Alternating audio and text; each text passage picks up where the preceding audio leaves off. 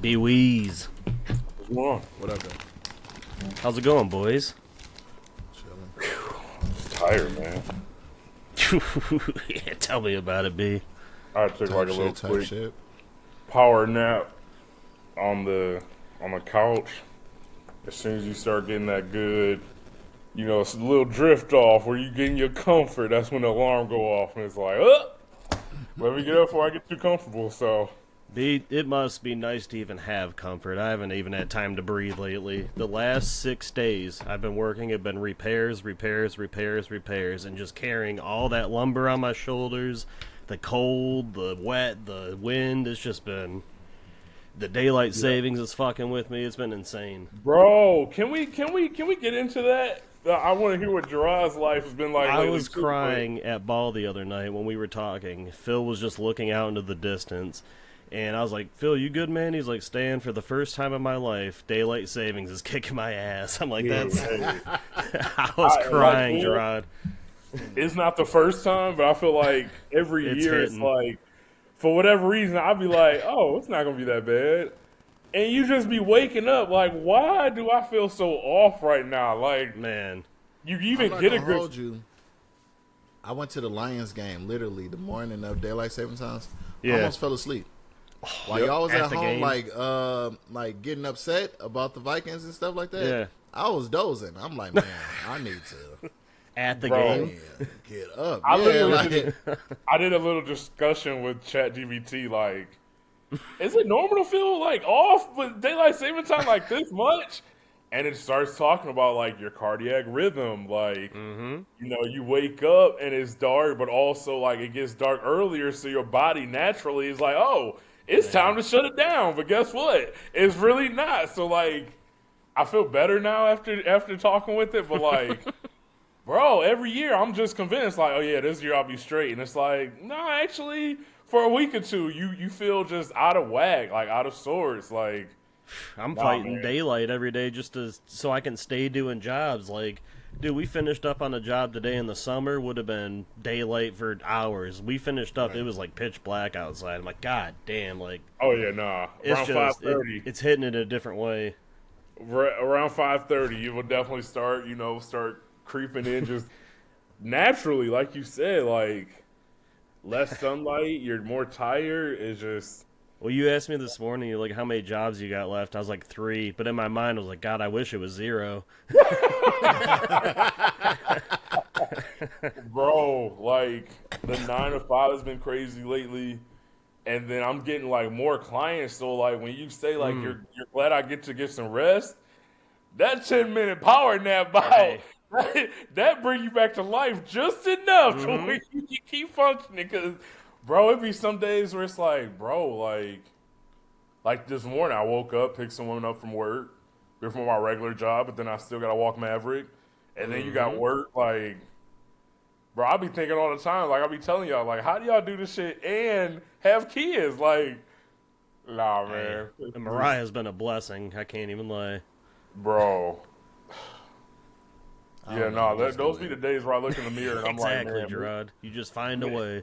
Yeah. maybe I do need a significant other, because that single life doing all this shit, hey, It helps. It, It bro, the other helps. day I was looking at Maverick, I'm like, Maverick, I love you, but you are getting on my last nerve right now. Like, and this is the stuff that like pet owners never talk about. Like, but it's with anything, right? Like, even your significant other, if you live with somebody long enough, like, eventually they just gonna get on your nerves naturally because you occupying space. So, bro, I was just having to give myself a whole pep talk that it was okay for being annoyed by Maverick, because I felt so bad, but at the same time, like, it's real. So.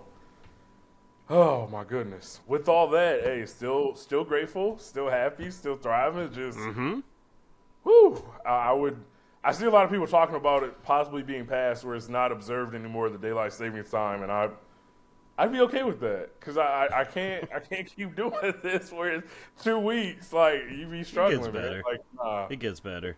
it does get better though. What else is new with you guys? I actually had something I wanted to start with. I'm curious if y'all had anything in particular.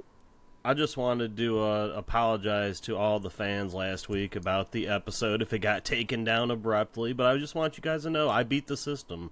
We beat the system.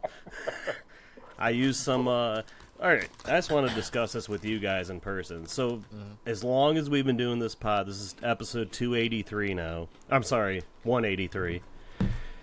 It's been that kind of days. This is episode 183. I've been using 13 to 14 second clips through all of our pods to like just discuss what we've been talking about in music, just to give it some relatability. What's our favorite song, you know?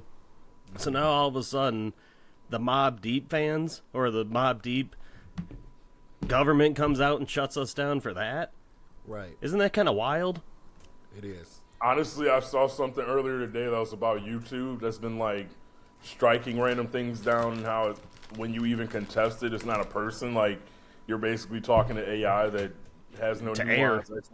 So I found it very fitting, and maybe it's just something. I mean, I know we've talked about the way that they monitor certain things on Billboard. It seems like all platforms are like kind of cracking down on certain stuff. So, like you said, it's not like we're profiting off of anything. So Exactly. it's not like it helps increase anything, but maybe it's the silver lining because maybe profiting is on its way, and this is just a preparation for that level. So, well, the funny thing is they didn't flag the Vanilla Ice audio that I added to it, so that was the funny part. Like nothing was said about that. Oops. And then, so if anybody's listening to our pod and they see 2 interviews with Jeff Pearlman, one has Mobb Deep audio, one doesn't. That's the only difference. And I tried to delete it because they reinstated it for us, the one with the audio. So I tried to delete the one without. It won't do it. So for our records, we're stuck with 2 interviews on there. yeah, no, I'm not tripping. Honestly, what's nice is the fact that with the video that would be released, he's been rolling when it comes to promoting the book. And Gerard, kudos to you, by the way, for finishing the book. Yeah. I think that's good. It's like you hear podcasts that have interviews and they're like, oh, man, we're cooking something. So I feel like we really have a good opportunity with this, and also with the editing that's needed. Like, I'm just trying to find the best way to do it, but it does feel like an episode that can kind of catapult us to another level. So, well, the thing too that I thought was funny, like we had him, he discussed like certain snippets. Gerard shared with us, with just you and I, like little snippets that he read.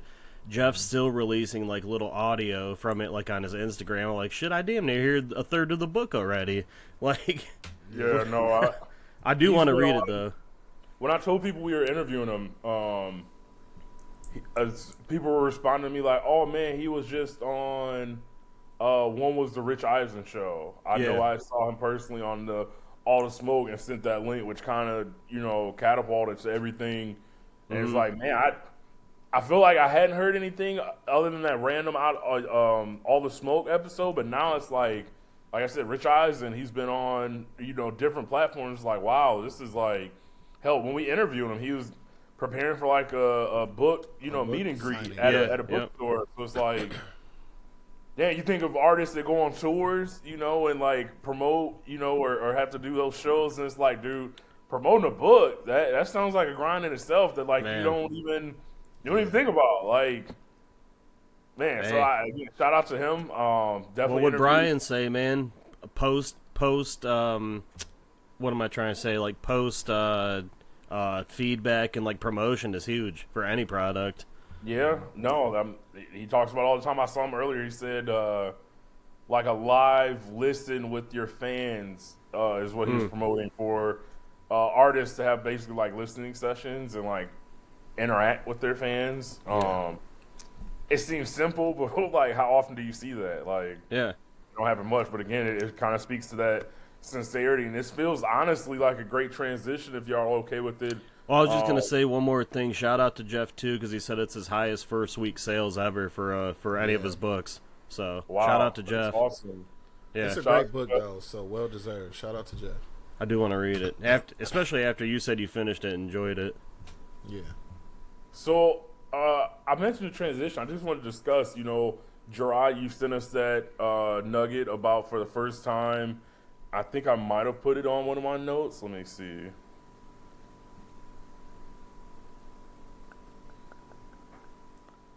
So no rap songs appearing in the top 40 of the Hot 100 for the first time since February 1990, and that ending a streak of 35 years, 8 months, and 3 weeks, which was the week of October 25th in 2025. So with that, you see a lot of people saying, you know, oh man, you know, crazy times in hip hop, or alluding to the fact that this hasn't been a good time for hip hop or a good year for hip hop. And I feel like honestly, it's been everything kind of but. I think I've expressed to you guys, I feel like this is the aftermath of what we've been seeing for the last few years. We keep commenting on the reshuffling within certain labels, but more than anything, I think the artists that have dropped the best content this year really aren't, you know, big into, you know, records being played on the radio or like that mainstream look. And I'm thinking of Freddie Gibbs, I'm thinking of the Clips, I'm thinking of Jib, where they even allude to in their lyrics, like. I'm shocked Cardi's not though, with how her album did. Honestly, I haven't heard Cardi on the radio, but I think again her numbers were very strong. I know the Clips first week sales are very strong, but I think it more so speaks to, and we've kind of had episodes about it, but like for a while, what was being pushed was the catchy songs and trendy songs on TikTok and on social media. But like we always joke about the one lyric from the Drake song where it's like all that other shit ain't gonna last. Like we're looking for substance, and I think we've seen now where there's been really good albums, but it's not from necessarily the big mainstream or the people that you hear on the radio. So it's like it's almost causing the audience to, I guess, not be as lazy to search for certain music. But again, I just want to revisit and kind of what you guys thought about the general consensus of maybe this is a bad year for hip hop, when honestly, if you've been listening, it's everything but the numbers don't necessarily match as we see with the top 40. So I'm curious. I know, Gerard, you haven't spoke much. Gerard, do you want to start off with your thoughts when it comes to what you're seeing? I know we spoke about what was it, James Cameron, or what was the director I sent you guys a tweet of? James Gunn. James, oh yeah. James who? Sorry, what was the last name? Gunn. James Gunn, yeah. And how you told me he's the neighbor of Big Sean. So I kind of just want to get you guys' thoughts on that and where everything stands. So what happened with Billboard was they changed the rule, which means that like every week there's a new top 40. So they, like, you know how we would see the same song for weeks and weeks, and then like if their streams and stuff go up, then they'll continue to the week. So Billboard changed the rule for the Hot 100 recurrent rules to remove songs from the chart more quickly and tighter regulations on album sales so that it'll change. And so that was the first week the recurrent rules changed. So like that's why you didn't see any hip hop. Otherwise, there would have been a hip hop song on there. More for example, Kendrick Lamar Luther probably would have still been in the top 40. You know what I'm saying? But because the rules changed, they got it off the chart quicker so it doesn't keep like going to the chart, and newer songs that have an opportunity to reach the chart. So that's what happened. And so like people using that narrative to say that, oh shit, hip hop's not on the chart anymore, just used it to like push out a narrative like, oh, hip hop's not having a good year. And the same thing that I said to you, that the Billboard chart doesn't signify what good music is. Like it just signifies what popular music is, like what people are listening to. Like this is, like you say, was here today and gone tomorrow. This is what's hot right now. That's why it's called the Hot 100. But we know that we've heard albums, like you said, from the Clips, from Freddie Gibbs, from Joey Badass, like from you just talked about Mobb Deep. Like there was great albums. Cardi B, like it's good albums out there right now. Jid. Like it's good albums out there right now. Hip hop is doing great. So just because you don't see them in the top 100, the top 40, doesn't mean that they're on the downswing. Like a lot of our favorite songs, Shook Ones was never on the top 100. It was never a radio hit, but it's a hip hop classic. So like you're gonna see like real fans of the actual art form or the actual culture paying attention to stuff, because we're not supposed to be paying attention to Billboard anyway. Billboard is for the record companies to show like what is moving, what they should put more marketing dollars in. That's not for us. We shouldn't give a fuck about that. We didn't start giving a fuck about Billboard until MC Hammer and 50 Cent and people and like Puff Daddy and stuff like that who started put that into their songs, so fans start understanding like, oh damn, okay, this is what the Billboard, this is what they're paying attention to. But that's for the moguls to say like, this is what we should be marketing, what we should be putting money into. But whatever you like and whatever is good to you is what you should continue to listen to. That shouldn't dictate whether or not hip hop is failing or not. So to see James Gunn say like, "Oh, I seen that Billboard man make it to the top 40," well, that's cool because I listen to La Russell, I listen to this person and that person, all these people. Yeah, Earl Sweatshirt, all these people still in my playlist. Hip hop is alive and well to me. Like, you just got to find what you like and what you fuck with and keep going. Like, that means a lot because that shows, like, he's a real fan of the culture. And he's saying, like, yo, don't worry about these charts and stuff. That's not for you to pay attention to anyway. Like, if you really fuck with the culture, there's plenty of shit out there for you to listen to and for you to enjoy, especially this year in 2025. It's been a lot. So, thank you, Gerard.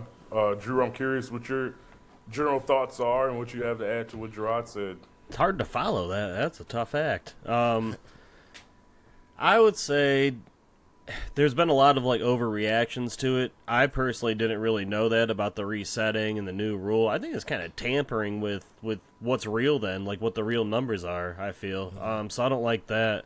On the other hand, I feel like maybe this is a wake-up call still. Like you said, Gerard, you cannot care about it. Like, we can't, but I actually cared about it growing up. Like, I would tune in weekly to, like, Hip Hop DX to see what the album sales were. It gave me a gauge kind of on, like, how much this album's selling, why it's selling that well, what are the hits behind it that are, like, propelling it to do well. I used to love that shit back in the day. So, like, I'm not the average fan. I'm sure a lot of people could give a fuck, but on the other hand, I feel like for artists, you know, it's something to add to your album. Like, hey, I had the number one song in the world for a second attached to this album. So I do think it means something to the artist. Like, I also feel on the other hand, maybe it is a wake up for younger artists to possibly step their game up and try and make radio hits. Like, yeah, I don't know. I feel a few types of ways about it though. Like, hip-hop has been phenomenal this year, minus, like, the rough start, and kind of right now we're in a little bit of a lull, but it's been a great year for hip-hop, so don't let that distract you, but I do think there's a bit of a wake-up to, like, hey, maybe we should be trying to make hits again, or, you know, try and push each other in competitive nature to get these number one hits. Yeah, I agree. And Drew, go ahead, Drew. I just think like you said, Drew, it's a push for artists to start creating music with substance. You know, instead of microwave music, just to get TikTok dances and stuff like that. Yeah. I think it's a push for people to like things that's going to stick with you. You know, like I think that's important, and I think that's a good way to go if that's the change that needs to be made. So. Yeah.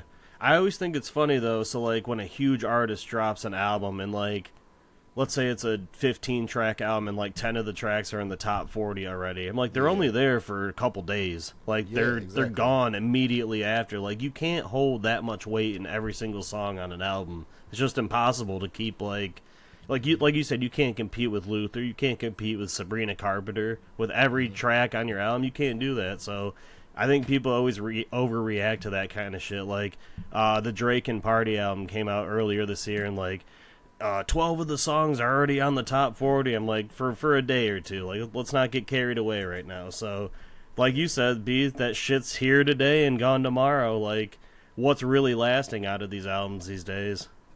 I think, and it kind of relates to one of your final points, Drew. We talked about during the beef and how, like, it was kind of changing the way things were listened to. And I feel like, to me, ultimately, this feels like the final cleanse from that general process. You know, you hear even artists in interviews saying, like, that made everybody kind of be like, we got to really think about the shit that we're releasing. And I feel like for a long time,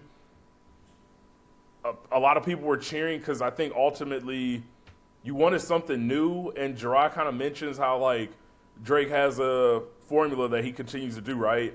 And I think a lot of people wrote that for so long where now it's like, okay, that's not really viewed the same, and it's like you really got to be original right now. You really have to you have to give people a reason to listen versus just Make being a like, fucking I'm gonna tune hit. in. Make something Yeah, that like, sticks in your mind. That's the biggest and it's- thing.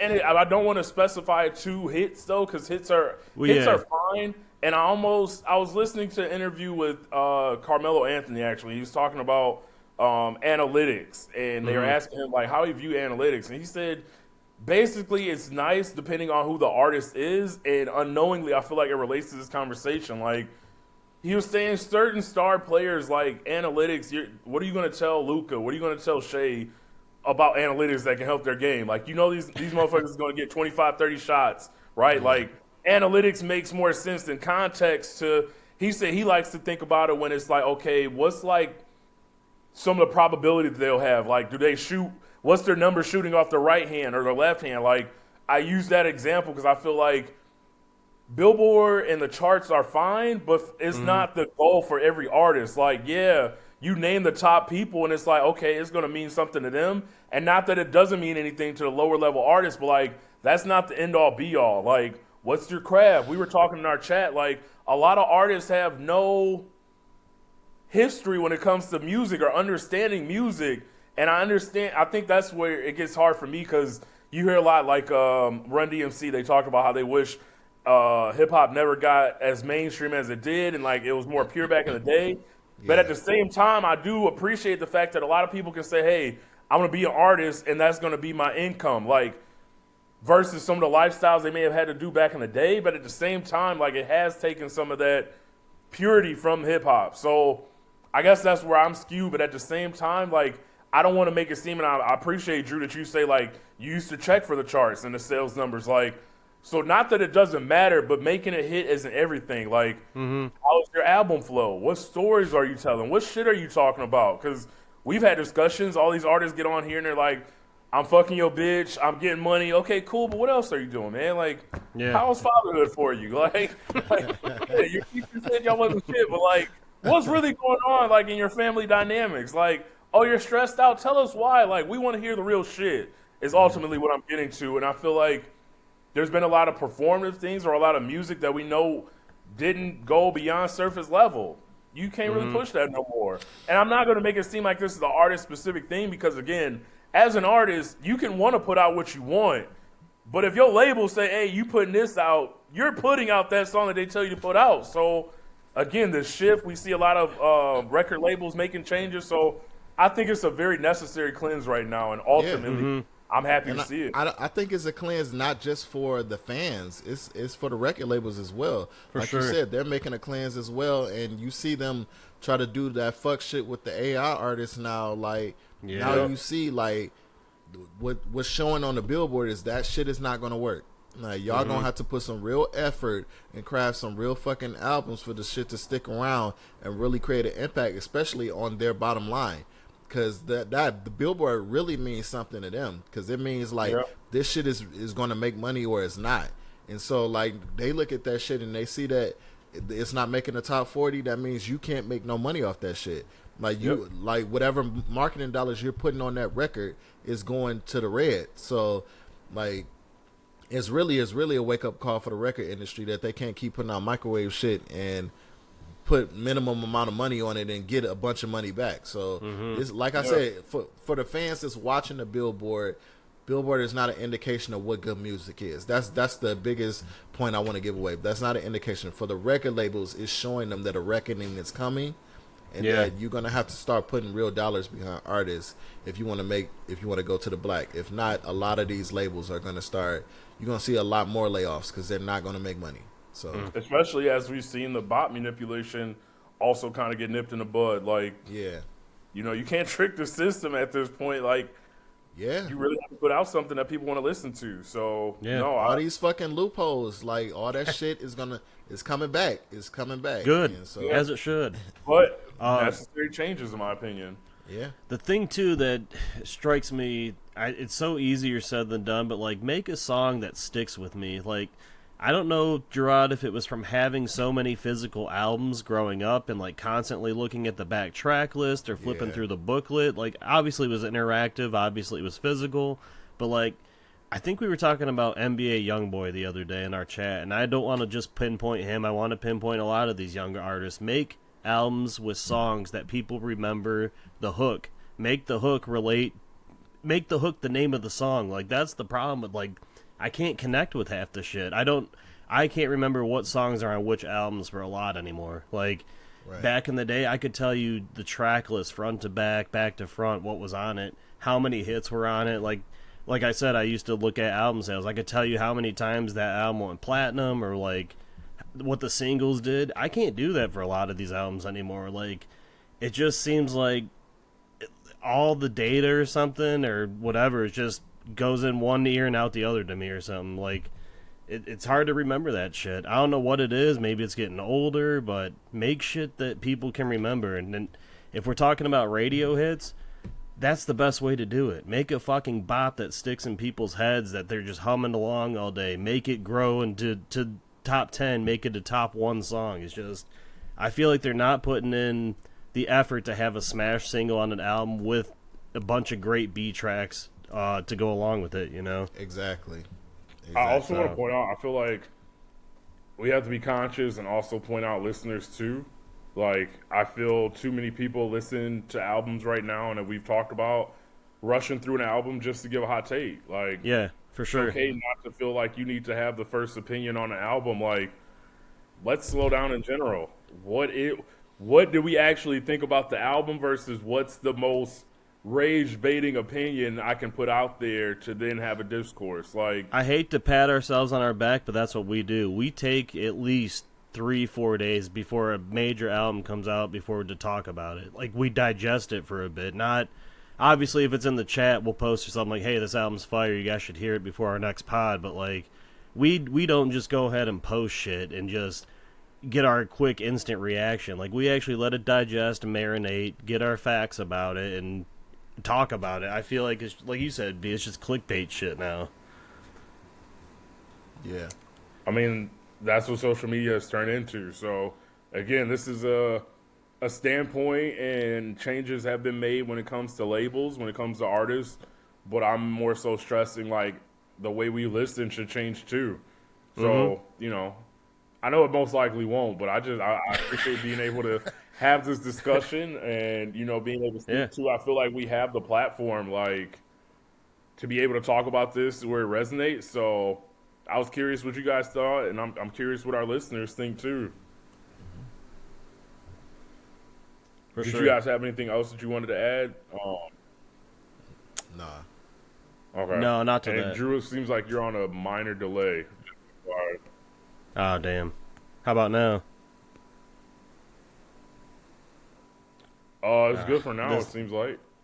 All right.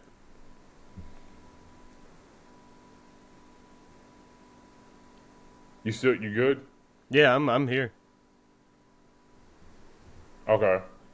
So the first thing I want to ask y'all about that, I mean, we got into that deep conversation, but I can't lie. Did y'all see Tom Brady cloning his dog?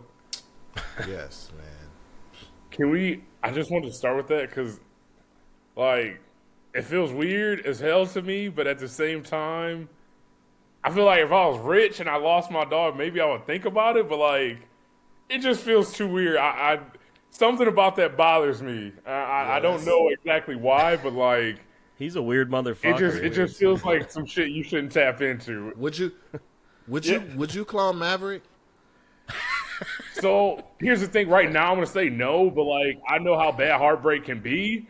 But even then, like nah, like I feel like it takes away like the genuine experience you have with the being. Like I wouldn't want to copy something like that. It's just weird. I don't know how to further like explain it, but no, I think ultimately no, I wouldn't. But I know how painful it can be to suffer loss, so.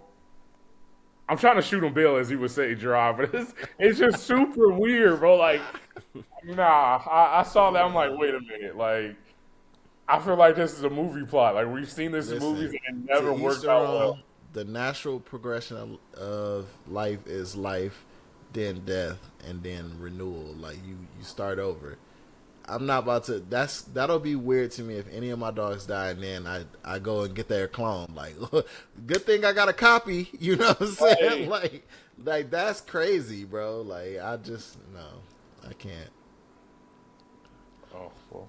But he rich and he got And time that's the on his thing. hand. Like, if you had enough money, I'm guessing maybe it's something you think about. Nah, it just. I read that, I was like, wait, it just some. And the way he like posts about it, like, or just making it seem like a normal process. I don't know. Something I can't. It's just something weird about it, but I'm not sure. Yeah, that's weird. I don't know. Yeah, Drew, what are your thoughts on the? He's just a weird motherfucker. Yeah, I mean, yeah. he's always been a little zany to me. Would you ever clone an animal? No. If you went through? No. That's just morbid. Yeah, so maybe that's the word I was looking for. Then what else would you clone? Exactly. Your kids die, you gonna do the same thing? No. I've seen Pet Cemetery. I'm good. Exactly. Thank you, Drew. Thank you. Wait, should I tap in? Thank Go you. ahead. Should I tap into this movie? I've never heard of that before. You don't like scary movies, so yeah, I don't think it's a creepy I one didn't think too. it was. I thought it may have been like a. Maybe not all dogs. Pet Cemetery? I don't know what you'd think. I just thought it was. I mean, All Dogs Go to Heaven is like a cute animated movie. Like, No, it's that movie's twisted too, and that it's movie. weird. Yeah, that movie's not dark. That movie yes, definitely it is. bro. Watch that No, movie as that an movie's adult. dark. Yes, it That is. movie's That dark. movie's Bro, dark. I've watched the movie recently enough where It's dark. It's nothing compared to a scary movie. Like, Bro. No, All it's Dogs not Go to Heaven comparable. is dark, bro. It's dark though, yeah.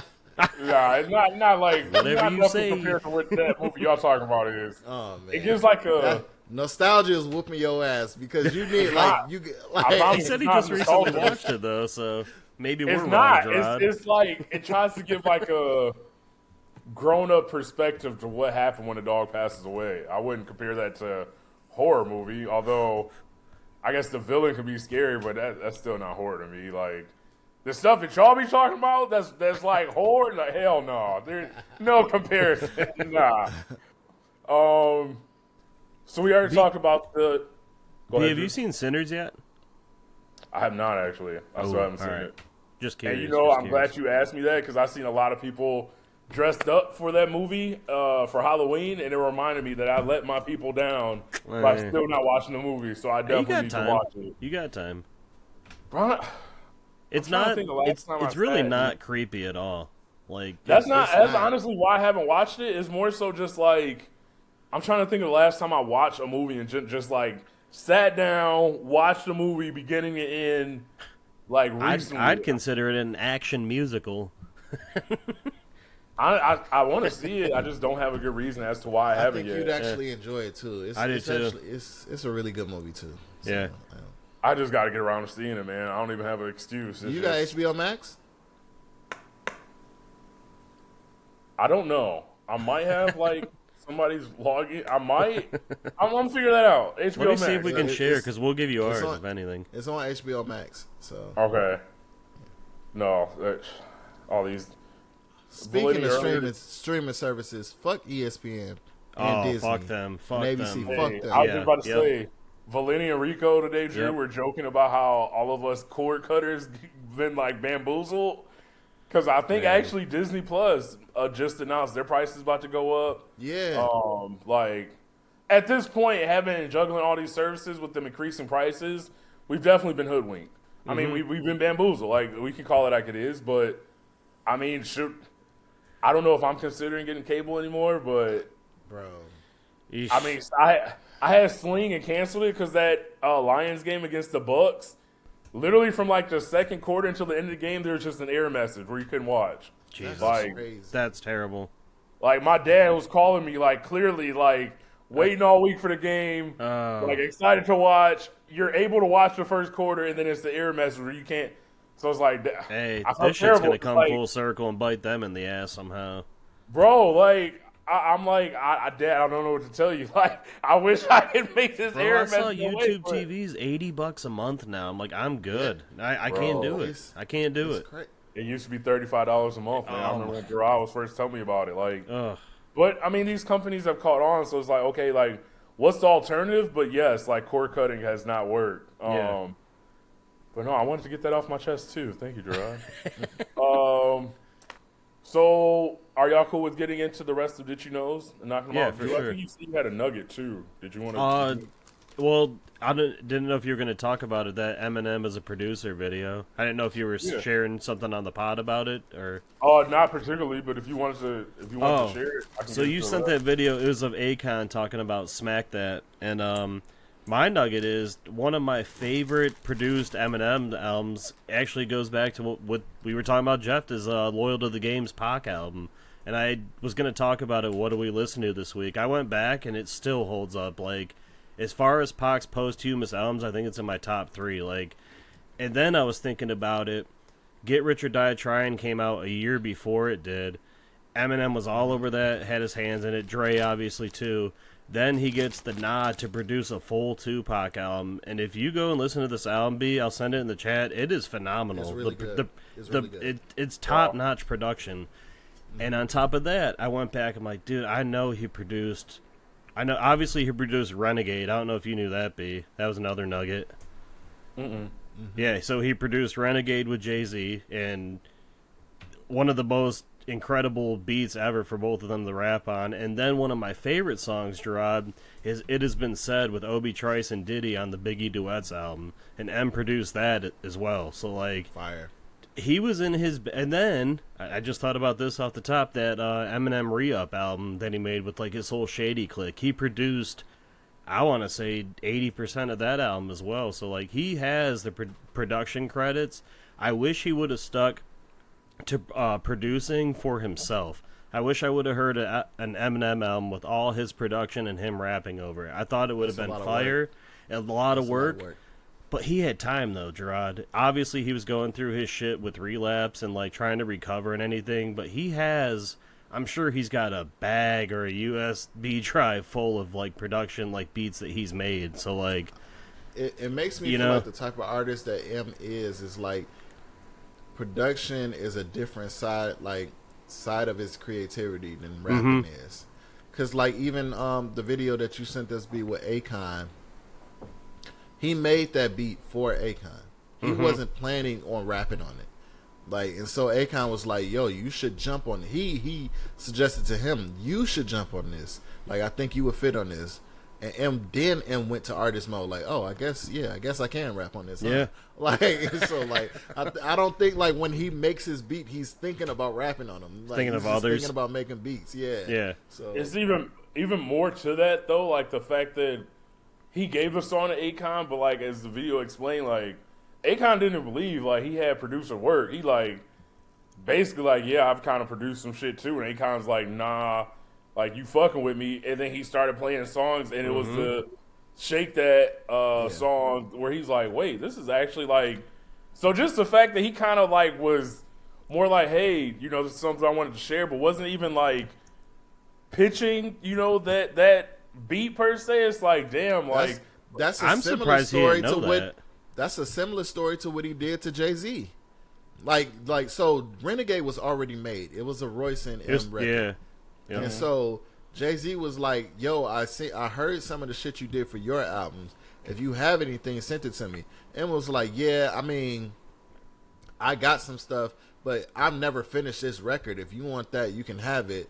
And Jay-Z was like, what the fuck are you just sitting on this record for? like this shit is fire. He was like, and Royce's verse is fire too. So like, I really don't want to take this off. Like, I don't want to. I don't really want to use this, but like, I'll put it out. Like, I'll write something to it, and that's how Renegade came up. Could you It wasn't imagine? even competition thing. It was him like, if you're not gonna use it, I'm gonna use it. Like, so right. Like, Think so, Have you ever about heard maybe the right version? now.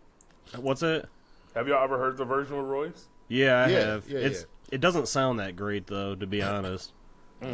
But I was gonna say, imagine if that version, if they polished it up with Royce, if that made Blueprint, that may have right. that yeah. maybe have saved their beef between M and Royce and D12 and all that. You never know, because Yeah. I feel like that may have been a Maybe tipping that's point why of it, you know.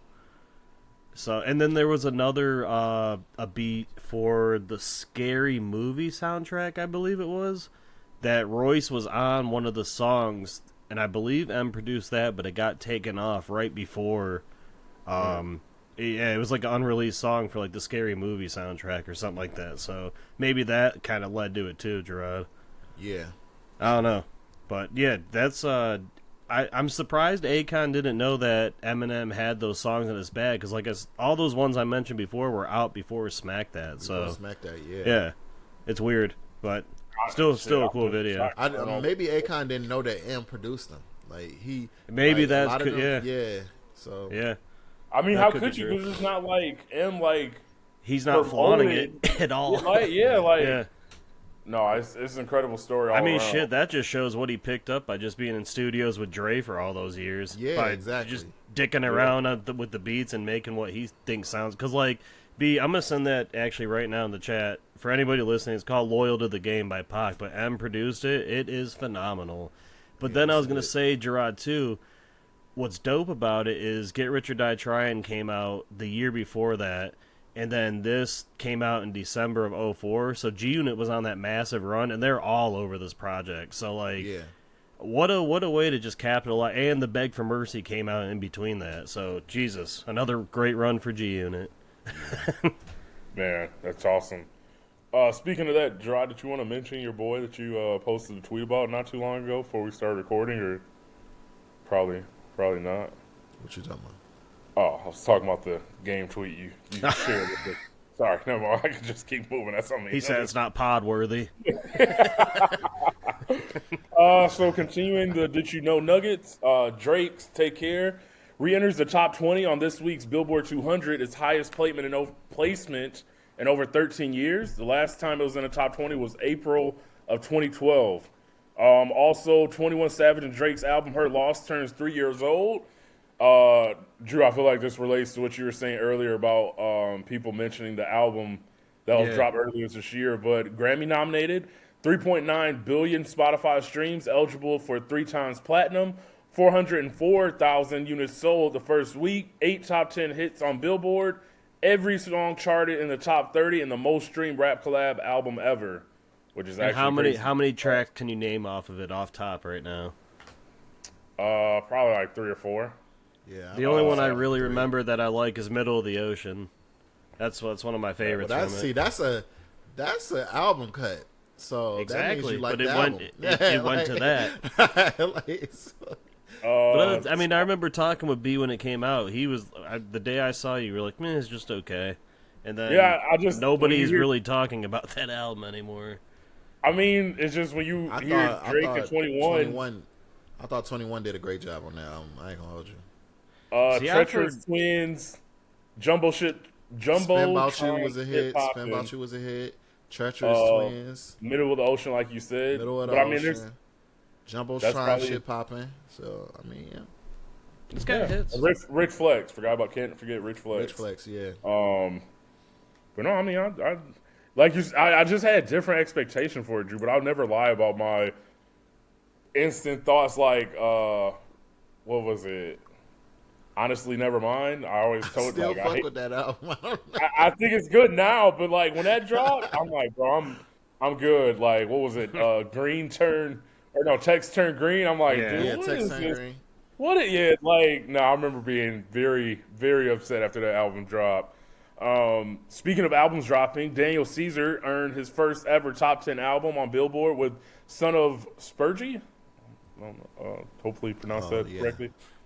Each of his albums have peaked higher on the Billboard than the previous. So, Son of Spurgie topped out at number 4. Never Enough topped out at number 14. Case Study 01 topped out at 17. And then Freudian topped out at 25. So, again, each album he dropped has done better. So, shout out to Daniel Caesar. 14 years ago today, 2 Chainz, or not today, but this past week, 2 Chainz released his 7th mixtape, True Religion. It became one of the hottest rappers in the world at the age of 34 back in 2011.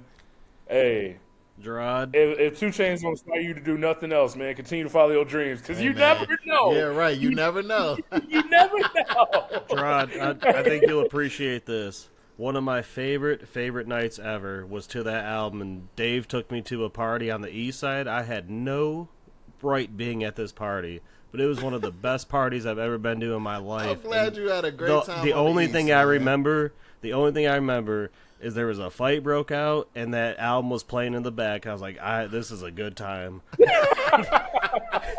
Me and Dave won money playing Call of Duty because we were heavy into Modern Warfare 3 back then. Remember that? Yeah. So me and Dave played 2v2 against some people and kicked their ass. So I'll never forget that album just for that party. It was such a good moment. Hey, man, those are some of the best times when you know you Man. ain't supposed to be there. Like I had no right being there. I have no I was business being. I in this lit up the place. room when I walked in.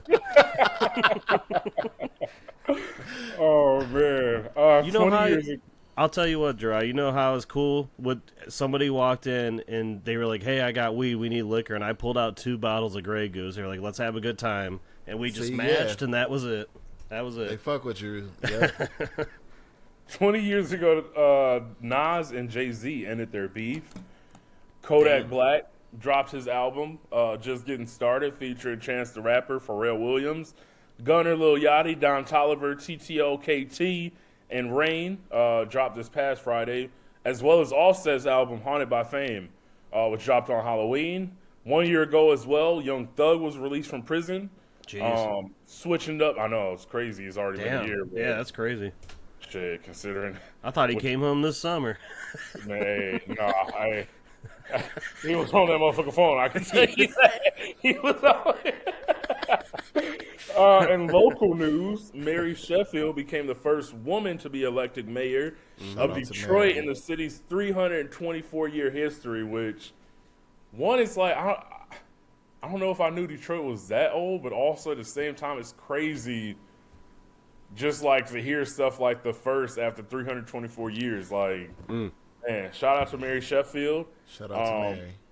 Also have some other nuggets here. Brandon Fraser and Rachel White, hopefully I pronounced that correctly, will be reuniting for the 4th installment of The Mummy via Variety. Kind of excited. I remember I think it was the second Mummy I really liked. With The Rock. With The Rock. Yeah. Talk me, Drew. He When looks I like saw shit my in bro, that I'm movie, like, though. you know what? He didn't do shit. He was in the Did y'all first watch 5 it minutes. recently? The graphics in that movie is awful, bro. Awful. When you watch Oh yeah, it, no. They said back then PS2 graphics were better than that. that shit. Bro, he turned into the actual. What did he turn it? Was it a scorpion? The Scorpion King. Yeah, Yeah. Scorpion King. Yeah, it straight up. Now does the look like a Scorpion video King game. movie was fire.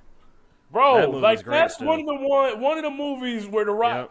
You know what? That's a I great could go movie. on and on about my boy, but that was a good movie. It is. Which, by the way, they said his recent movie is actually supposed to be really good, where he plays the UFC fighter. Yeah, I do want to see that. Heard Hey, that really good. the first week numbers were horrible for that movie, and someone said, "Welcome to making a real movie, Rock." I was dying. That's funny. A United States Congressional Committee is meeting with the NBA officials today, actually, in Washington, or I should say met, as that's probably been wrapped up. In wake of the indictments of Chauncey Billups, Terry Rozier, and Damon Jones, sources told ESPN. The meeting is considered a briefing for members of the House Committee on Energy and Commerce and will include conversations about the league's partnerships with sports books and measures to prevent illegal use of non-public information, sources say. And lastly, I have here Game 7 of the 2025 World Series averaged 51 million viewers combined across the United States, Canada, and Japan. That's good. Making the thrilling 11-inning contest the most watched MLB game in 34 years. Yeah, since I was gonna Game say. 7 of the 1991 World Series. Go ahead, Drew. No, I was just gonna say it had to have been everyone tuned into that, and Yeah. I haven't seen people this excited for a World Series in years. Honestly, like, I had a stat. Well, let me see. I have a stat here for the World Series. The Dodgers batted .203 in the World Series, got outscored 34-26, and still won it all. That's crazy. With the Dodgers batting .203 in the World Series, the worst mark by a champion since 1966, that means the last 2 seasons they have batted a combined .204 in the World Series and won both of them. Hey, So, that's kind of painful to read as we're Tigers fans and we talk about how we need more hitting. and somehow they bat like shit for 2 World Series in a row. Guess what? We got 2 rings to show for it, man. So they play better defense. They do. And they had time, like, I don't know if it's luck or whatever the fuck. Their hits came when they needed to come. That like, hit by Will Smith was just clutch. Bro, that's all you can clutch say. Clutch as fuck, bro. Like, can we first talk about how they had the bases loaded against them in the 9th inning? Yeah. Bro. The bottom of the 9th inning with 1 out. Bro, we talking about KD's pinky toe being on a 3-point line of that playoff game when he played for Brooklyn. Yeah. Bro, they were literally like, what, like a half of a foot away from literally winning it all. I've never... Bro, do you know how lucky you have to be to get out of that inning? If Mookie didn't catch that shit, bro, yeah, it was over. It was over, right? Like, between Mookie, the pitcher, it was... Oh, I can't butcher his Yamamoto. name. Bro. Yeah. Coming back into the game after starting the game before, coming into base, like, bro, there's not enough luck in the world to get out of that jam. Like, no team can do that. Like, to throw at home and to get the out, come on, bro. Right. And matter of fact, I saw the outfielders that ran into each other. My man's Moss's teammate. Yeah. I saw they were on, what was it? One of the late night shows, Kimmel. And he was interviewing Jimmy Kimmel. He was interviewing him, and he said the reason he laid down on the ground is because he thought he fucked up the game and they had lost. Oh. It wasn't until his man that mossed him and actually caught the ball and came back and like tapped him. Because if you remember, he kind of laid there like he was hurt. I thought he was like injured, right? Yeah. He said no. In his mind, even with the crowd silent, he's thinking he literally just got mossed by his teammate to fuck up the game, and they lost. It wasn't until his teammate tapped him like, hey, like, you good? And he's like, fuck if I'm good. Like, did you catch the ball? And he's like, yeah, I caught it. Then he immediately got, like, rejoiced and stood up. But until that point, he literally thought he got mossed and ruined the game. Damn. So, again, usually when you see 2 outfielders, like, run into each other like that, it's no result until, like, That's just adrenaline. Bro, Hey, shout out to the Dodgers. I mean, it's every fan's dream for your team to go for it. They've already recouped the money that they gave to Ohtani or will give in the future, however the fuck they work that contract out. But, like, bro, now they can just sit back and be like, it's Drake's fault. You got to shut the fuck up sometimes, man. Bro, like, he was rooting for the Dodgers, and then switched up when it came back to Toronto and it looked like they was going to win at the crib. That's why you can't be a fugazi-ass motherfucker. You got to stand on business. You got to stay loyal to your team. Because as soon as he switch, that's when L.A. pulled. Come on, man. Dog, like, he got to every time, bro. Every time he do that shit, he be like he wearing the Kentucky jersey so early. He be so early, and then just do what LeBron does and just lie, bro. Like once it's all said and done, be like, yeah, that's who I picked. And you'll never get, like, slander for your... Nah, bro, like, that shit is crazy. And when I saw him switch on, I'm like, wait, you were just rooting for the Dodgers, now you... Hey, man, flip-flopping ain't never gonna get you nowhere. Man. But that is all of my Did You Knows. Did anybody have anything else they wanted to add before we move into what's next? So I just want to let y'all know I haven't been listening to anything. I've been really watching quite a bit. But what have y'all been listening to? I mean... Drew, you kind of already mentioned it's been a little lull, so I'm sure you guys are listening to a little bit, but yeah. Gerard, have you listened to the Hit Boy and Alchemist album? I have not. Did we talk? No, we didn't talk about that yet. No, I haven't listened to that. The only thing I listened to was the Big L album. Oh, yeah, we'll talk about it. I deleted it, so I didn't even see it on here. I'll real quick, the Hit Boy and Alchemist album, it's really good. It's dope that both of them are producers and both can rap. I am not a fan of Alchemist rapping, so it just I love Hit Boy as a rapper. I think he's really dope, and I think he has a future in doing both still, because he's got real nice flow, great lines. You know, he can carry the track. Alchemist, I'm not gonna say he's horrible, but it's just not for me. There's a couple times where it's like 2 or 3 times on the album he's like, go home and eat a spaghetti dinner. I'm like, okay, like, you're just saying shit at this point. You know what group he was in, right? I can't think of the name right now. The Hooligans. Yeah, back in the day. Bruno Mars? No, it was Scott Kahn from Something. Hawaii 5-0. Back in the So, early 90s. Yeah. Yeah. Is that dude from Gone in 60 Seconds? Dude from that movie too? I'm not sure. I don't think so. What did you I say don't his remember name that. is? You might Kahn. So Scott CAAN. James Caan's sons, right? Yeah. Yeah, no, he was in. Okay. Yeah. Oh, yeah, shit. Right. Damn. Yes. By the Yeah. way, R.I.P. to one of the goats. But anyway, it's called Goldfish. It's a good album, but it's just not. It doesn't hit on all levels like it should. Production's phenomenal. That was a no brainer. But that track, Business Merger, is really good. I was just about to say that's just Business fire. Merger. That's fire. I the listened best to and one. added that one, but Yep. yeah, didn't finish it. I will though. Yeah. So yeah, I listened to that, and then Gerard, let's talk about Big L. So, I'm a Big L fan.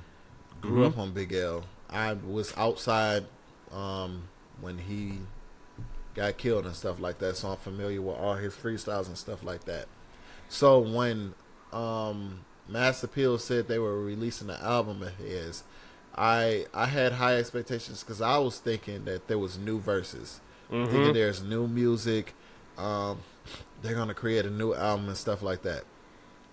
And then y'all know in the group chat, I just started to get a feeling like as they were marketing the album, and when the Nas record came out and there was an old verse, I'm like, Yeah. all right.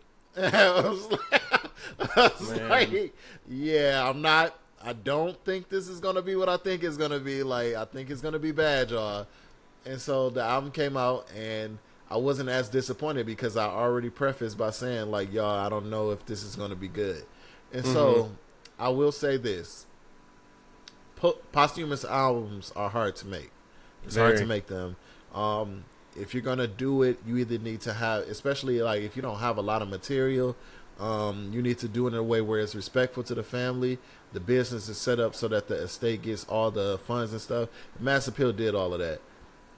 If you have never heard of Big L before, then if this is an introduction to you, then you will see why people respect the Big L as a rapper. If you are familiar with Big L as a rapper, then this album will do nothing for you. Exactly. Like, it won't. Like it will be. And I promise I'm not being disrespectful. Salute to Big L and his family. It will be a waste of your time, like, because you've heard all of this shit before. Every last word you've heard before. They might have remastered it and they might have like put some different beats on it, but you've heard all of it before. And the only difference is hearing it now, and when you stream it, the money goes to his family instead of to some record label stealing his money. So that's the good point out of it, is that now he gets to eat, his family gets to eat off his money and not other people. You know what I'm saying? Now it goes like, so that's the great part about it. Musically though, it's not worth it. Like, it's not worth it. And like, it's hard saying that because, you know, we're fans of him. You know what I'm saying? I thought, if I'm gonna say a bright spot of the album, I thought the record with Mac Miller was dope because Mac Miller was a fan of L. And I think that if he was alive, that would have really, like, he would have loved that opportunity to even like record that verse. Like, so I think agree. that was dope. Otherwise, every other feature and stuff like that was unnecessary, was unwarranted, did not add to the album or anything. Like, it was just like, you know, I've heard all this shit before. Like, I'm familiar with every last verse on there. So it really didn't do much for me. And it didn't make me like, all right, well, let me give it another spin. You know, like, no, it was just like, at certain parts of the album, I was like, yeah, it's about time for me to cut this shit off. If that's if this what we gonna do, you know what I'm saying? Like, so I've been thinking a lot about like posthumous albums. Obviously, we had a phenomenal one with Mobb Deep, and then I was saying earlier, I listened to that Pac, Loyal to the Game, phenomenal album. So now, when I listen to this, and then I realized off the first couple tracks I've heard these verses before, I thought of it, I was like, okay, you got all these dope features on it. It's going to be like a Biggie Duets album. We've heard all those Biggie verses before. The way they were structured were perfect. Like, yes. Obviously, they worked with a bunch of producers like Just Blaze, Diddy had his hands all over that, obviously. But it was constructed really, really well. they took a bunch of Biggie verses and like kind of made it regional. Like they went down south, they went east, they went west. You know, it was awesome how they did it. Everyone added a little twist to it. So when I heard this, I'm listening to the features at this point. I'm like, let's see what the features can bring. And not even the features did it for me on this, which is saying something. Like, I hate to keep like saying he's the best, but like Meth is probably the best verse on here to me. Yeah. And that's just because he's great. But then we get to the 7-minute freestyle with Jay-Z. Old ass Jay-Z verse. And how many times, if you're a Big L fan, have you heard this verse before? I've at least heard it 50 times in my life, because it was a live recording, wasn't it? Yeah, they did it on Stretch and Bobito. So they did that freestyle live, and it's a phenomenal verse. Don't get me wrong. It's like it's one of the greatest freestyles ever. Like that's not even what we are complaining about. Like so, like that's not our complaint ever. Like we're saying like everyone has heard this shit. So now it's on streaming. So now everybody gets to spin this over and over, and so Big L people get the money. But okay, so just release that. Like release it on its own as you know what I'm saying, the 7-minute Stretch of Bobito freestyle. But you don't have to put it in this album as if like it's new. You know what I'm saying? Like I gotta like they added. I guess they added like some keys on it. It's the same beat and everything. Like, bro, I hate the way the track list is organized and it's all got like 92 dub mix or something like that. And I'm like, just fucking make it organized too. Like, so I hate that shit as a listener. From what I gathered is that they wanted to like take you through like a journey of like order. Timeline, chronological order. So like. The beginning of the album is before, like, Children of the Corn era, and then Digging in the Grates, and then Flamboyant, and then after Flamboyant. And so, so if you're a Big L fan, you know what all that shit mean. You know what I'm saying? So, like, we was like, all right, cool, but... Like, hearing all the Flamboyant for life, I'm like, yeah, like, it's bro, just dated shit. Right, dog, like... But then one thing I was fucking crying at, Gerard, is someone made a post and they said Joe Budden had the best pump fake of all time on this album. Right. We saw Joe, like, featuring Joe Budden. It was just Joe Budden saying that Big L is one of the greatest rappers ever. Just talking. Like, bro, I'm like, come on, dog. So what I gathered is that, like, they was just trying to make it like a tribute, like. I don't like that, how it's organized. But they did that already. The exactly. Big Picture, yes. The Big Picture is a tribute album. And that's a great album. Like, so I'm going to say this too, what you were saying. If you were saying if this isn't your first time, listen to it. I disagree. I don't think people should listen to this album if it's their first time. I don't think people should really listen to this album. I think they should listen to The Big Picture, because I think that's well organized, great beats, great production, good audio. The Big Picture is a much better album. The Big Picture is a much better album. Yeah, but I'm just saying, like, I would tell them to listen to this album because I know L gets paid off of that. Oh yeah, like, okay, you know that's fair. So like that's And then my last thing about this, I actually didn't like the Mac Miller verse. It was an old young Mac, which I'm not the biggest fan of. I like so obviously Kids is a great album from Mac, and like Best Day Ever is a great tape, but I like more mature Mac, and I thought he was in a real hip-hop pocket for a while, like when he was on the Prime album with Royce and Ab Soul. He fucking murdered that verse, dude. I feel like he should have had a verse that was parallel to what Big L's rapping, like how his style is, and I don't think it matched it at all. So I was disappointed. I did end up finishing the album, and doing at the end, I instantly hit delete, and I didn't feel bad about it at all. It wasn't. So no, it wasn't. It was just a waste of time. I heard a lot of people, like, salute to Rob Markman, talk about it, and they was just trying to give, like, because, you know, Royce, executive produced this, and somebody else, he was the vice president of Shady. I can't remember his name right now, but he worked closely with L. Yeah, I can't think of his name. They both executive produced this, and like he was trying to give reverence to them, like, you know, shout out to them for making the business right and giving everybody the Big L album that everyone hoped Big L would create. But this one, I don't think he would. I really don't think this one. Yeah, like I was thinking of bad posthumous albums too. The last one that was really bad that came to my mind was that DMX Exodus album. I thought that was a slap in the face to him. Yeah, like that was bad too. Bro, if you're gonna do these really, really like dig into what these artists' sounds were and just try and like I don't know, put more thought into them. Like, but see that was my biggest issue, Drew.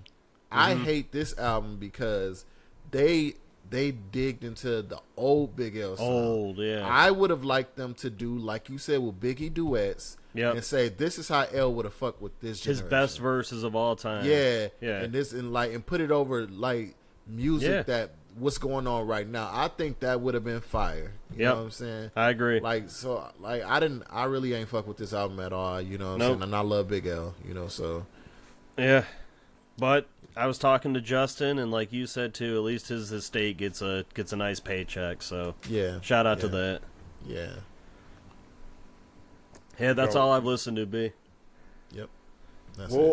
I haven't been listening to much, but I've been watching quite a bit. The first show I recently started is Mayor of Kingstown. Oh damn, that did restart. Yes, fuck. So I've never watched the show before. So I literally started from season 1. Season. My man. Yeah. Damn. Hey. Yeah. Got hooked already. Don't want to spoil anything, but I was watching with somebody that actually has watched the show, and they were telling me about it, and we started, and he was saying, like, he noticed some stuff that he never watched or remember seeing, and I thought the show was good from the jump, but he said it starts off slow, and said later in the seasons or future episodes, like, it really picks up, but altogether, it definitely gives me some kind of Sons of Anarchy vibe, but like from the perspective of cops a little bit. But ultimately, I can see it'll be a good story, and I do like the action quite a bit. So, nice. Got a new show. I'll be watching that. Keeping you updated with that. I have Court of Gold on here, but I cannot remember. Oh yeah, that's the auction show. I love that show. Is why do I have it? I don't remember watching Golden Auctions. Let me see.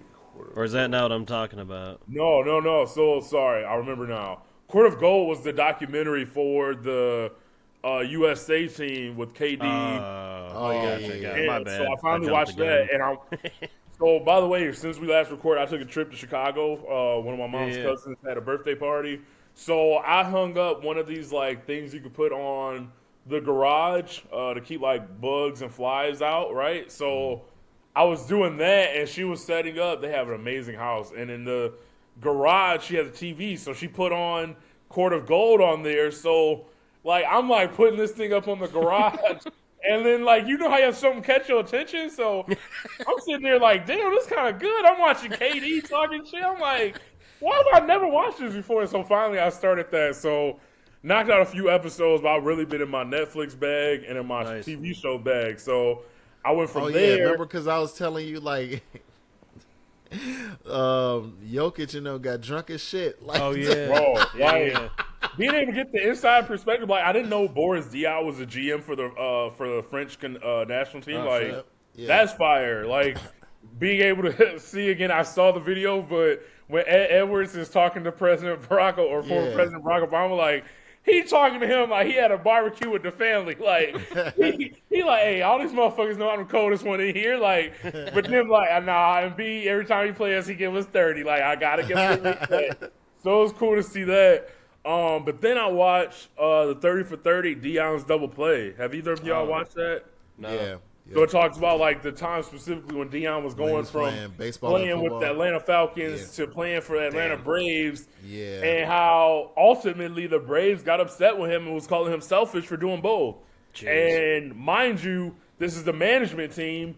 His teammates was like in awe, mind you, that he's going flying helicopters, like flying at 3 and 4 in the morning because he's literally trying to be like fully committed to both. Yeah, and it's just.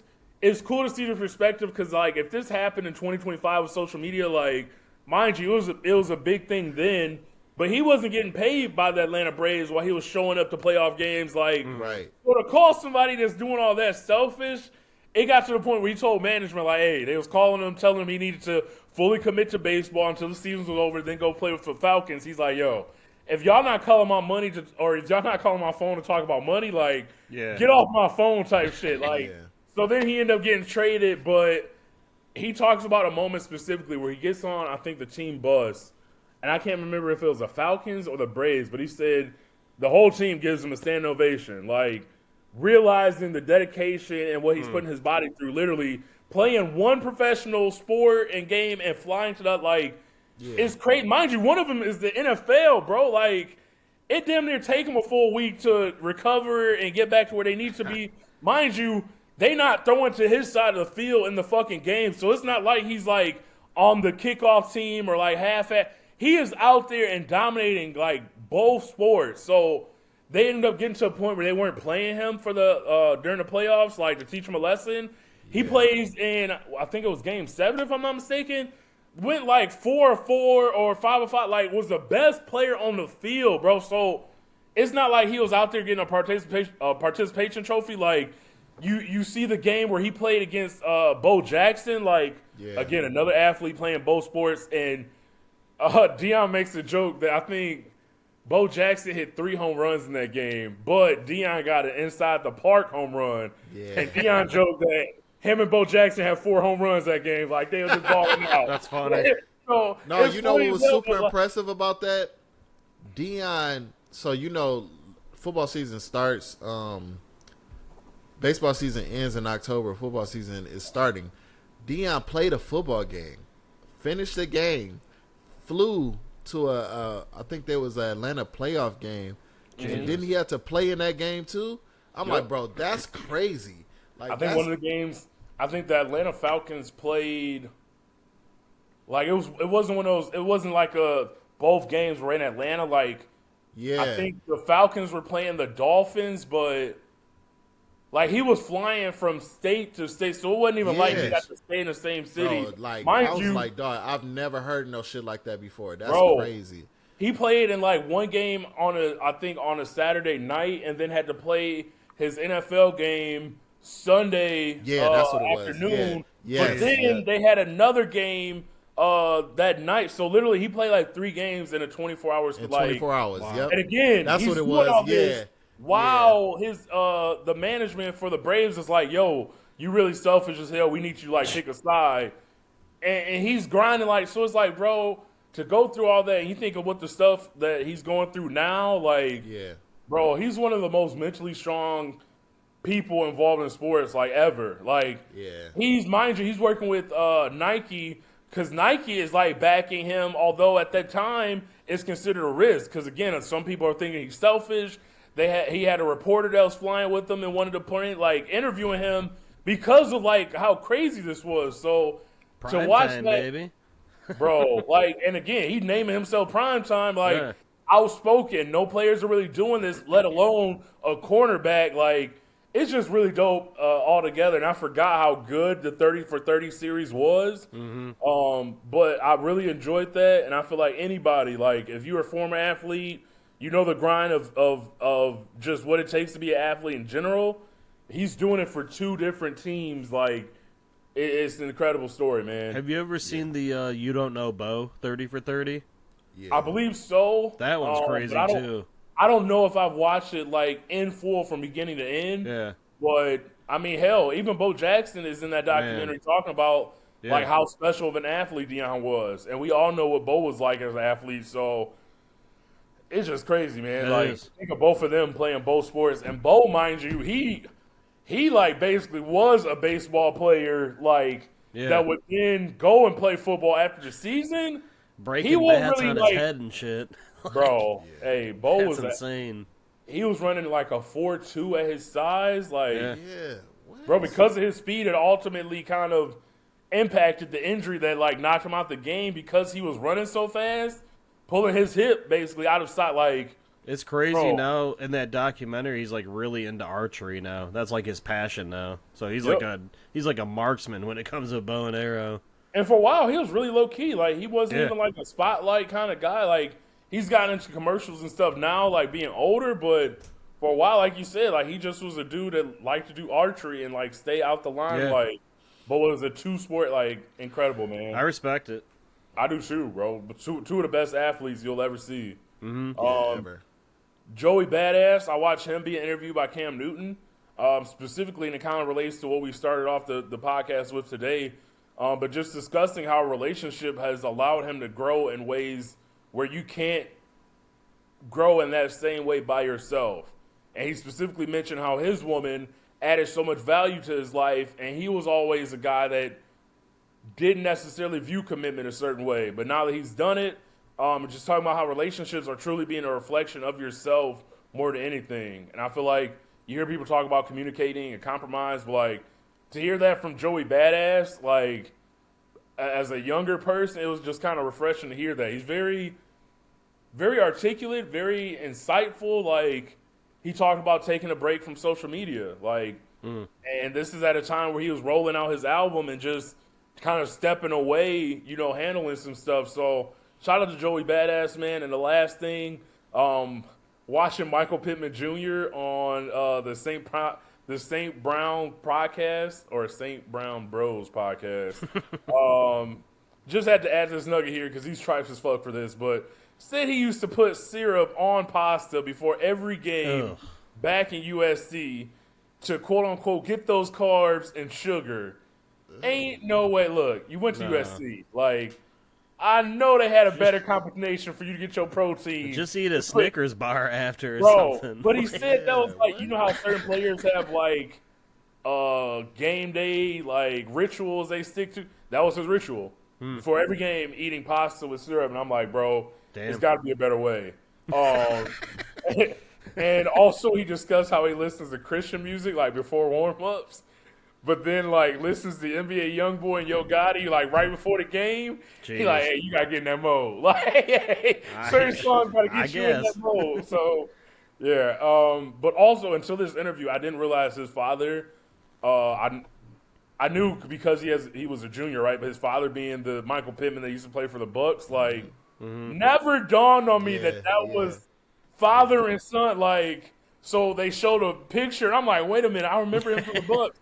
Bro, his dad had the biggest muscles, like, still works out, by the way, but apparently, like, nowhere near what he used to. But it's all these years, I've seen him in the NFL and never put two and two together, like, wait a minute. That's actually that's father and son. So that's what I've been watching. What have y'all been watching lately? What have I been watching? Okay. So it's a show on Hulu called Reasonable Doubt. It's about, you know, a lawyer in L.A., a black woman lawyer in L.A. and the cases that she do. So I'm watching that. We finishing up Nurse Jackie, so I'm in season 7. Nice. Almost done. Is it an easy watch? Yeah, it is. Yeah. It's only 30 minutes. Like, it's really good. Like, yeah. I thought they were hour episodes. Damn. Yeah. I love Nurse Jackie. This is like one of my favorite shows ever that I watch. Damn. All right. Because it's like, it's a drama, but it's like, it's also like some comedy in there too. So like, and I also like doctor shows. So like, it's cool. We're rewatching Succession. I don't know. We just felt like rewatching it. Abbott Elementary, of course. Still on that. So let's talk about that real fast. Yeah. I watched the one. I'm taking it slow because I don't want to burn through them all. The one we watched last night is where they went to the Phillies game. That shit was hilarious. That's dude. the great bro. that they went to a real game. Yeah, oh yeah. So the dude who hit 4 home runs, that happened in real life, and they got to witness that. I remember dog, that shit is so fire, dog. What a game to go to, honestly. Yes, like, exactly. Like that worked out. That shit killed me, bro. Just the whole episode of like, what's his face, Gregory keeping like the little scorebook. Oh and, yeah. Like, fucking Jacob trying to do the 999. Bro, challenge. trying to do the. That hey, shit kills me. Hey, she fucked him up because she was cheating, dog. Man. Oh man. Hey, you don't fuck with the Shementi, that's why. Right. No, I thought that was one of the best episodes, and then that was a really good episode. What's it? There was one before that we watched too that was super funny. Damn, I can't. Can you remember him? You talking about the one where Greg had a party at his house? No, I haven't seen that. Dang. No, there's only been 3 episodes we watched. There's like 5 out now or 6. Yeah. God, what was the second episode? It was hilarious, man. It'll come back to. Oh, we're No, I'm sorry. I lost it. I'm sorry. I just had it and I lost it. Abbott's been great though. Abbott's been great. Abbott has been great. Yeah. We watched the movie. It came out in theaters, but we just watched it on HBO. It's called Weapons. You know? Oh about the yeah, little we kids watched going that missing too. in the city? Yeah, bro. Watch it. Good movie. Yeah, it was Good. It was good. It was good. we can talk about it. B's not gonna watch it. Is Ruth in that movie? From Yeah. Yep. Yeah. I know exactly. Yes. I've Yeah. never watched that movie a day in my life. Now y'all can talk about it all y'all want. Honestly, Gerard, when it was over, I wanted to know more. Like I Yes, really bro. wanted. Like, I bro, didn't want it wanted to end. I wanted to watch it again because I'm like, bro, yeah, that shit was good as hell. Man. The part where the junkie stumbles into the basement and the kids just look. Oh, bro. Yes. I Bro. got chills in my body. No. Dog, and then like they was controlled by the lady, so he up here whooping this thing and it just keep popping up like That shit was funny at that point. It was a great. They're supposed to be making a spinoff with the aunt. That's what I heard. Yeah. So it's about Need like her that. backstory and Yeah, everything. how she too. did that. Yeah. Yes, I need to see that. Very, I need very to good see movie. that. Yes, Not what that I was good. expected at all, though. From the trailers and everything, it looked a lot different. Not Man, that at trailer all was what I good. expected. That's why I know I ain't never gonna watch Well, it.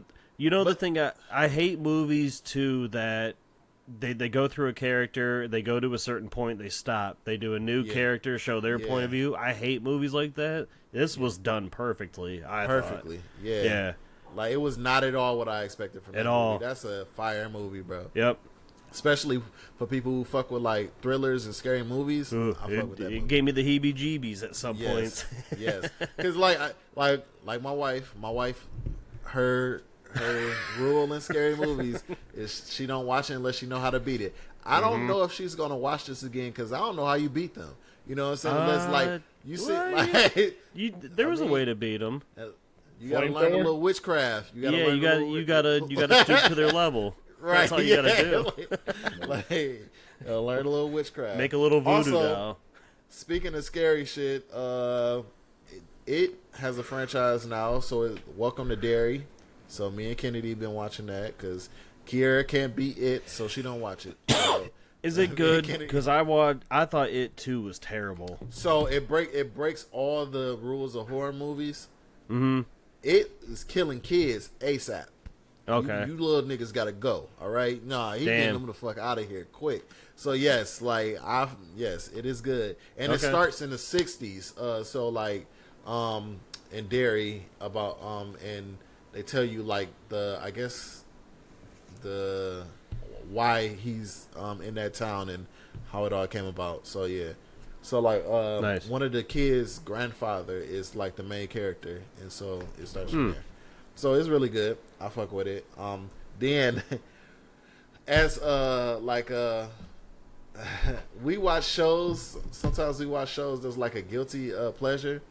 So one of our guilty pleasures is like watching 600 Pound Life. And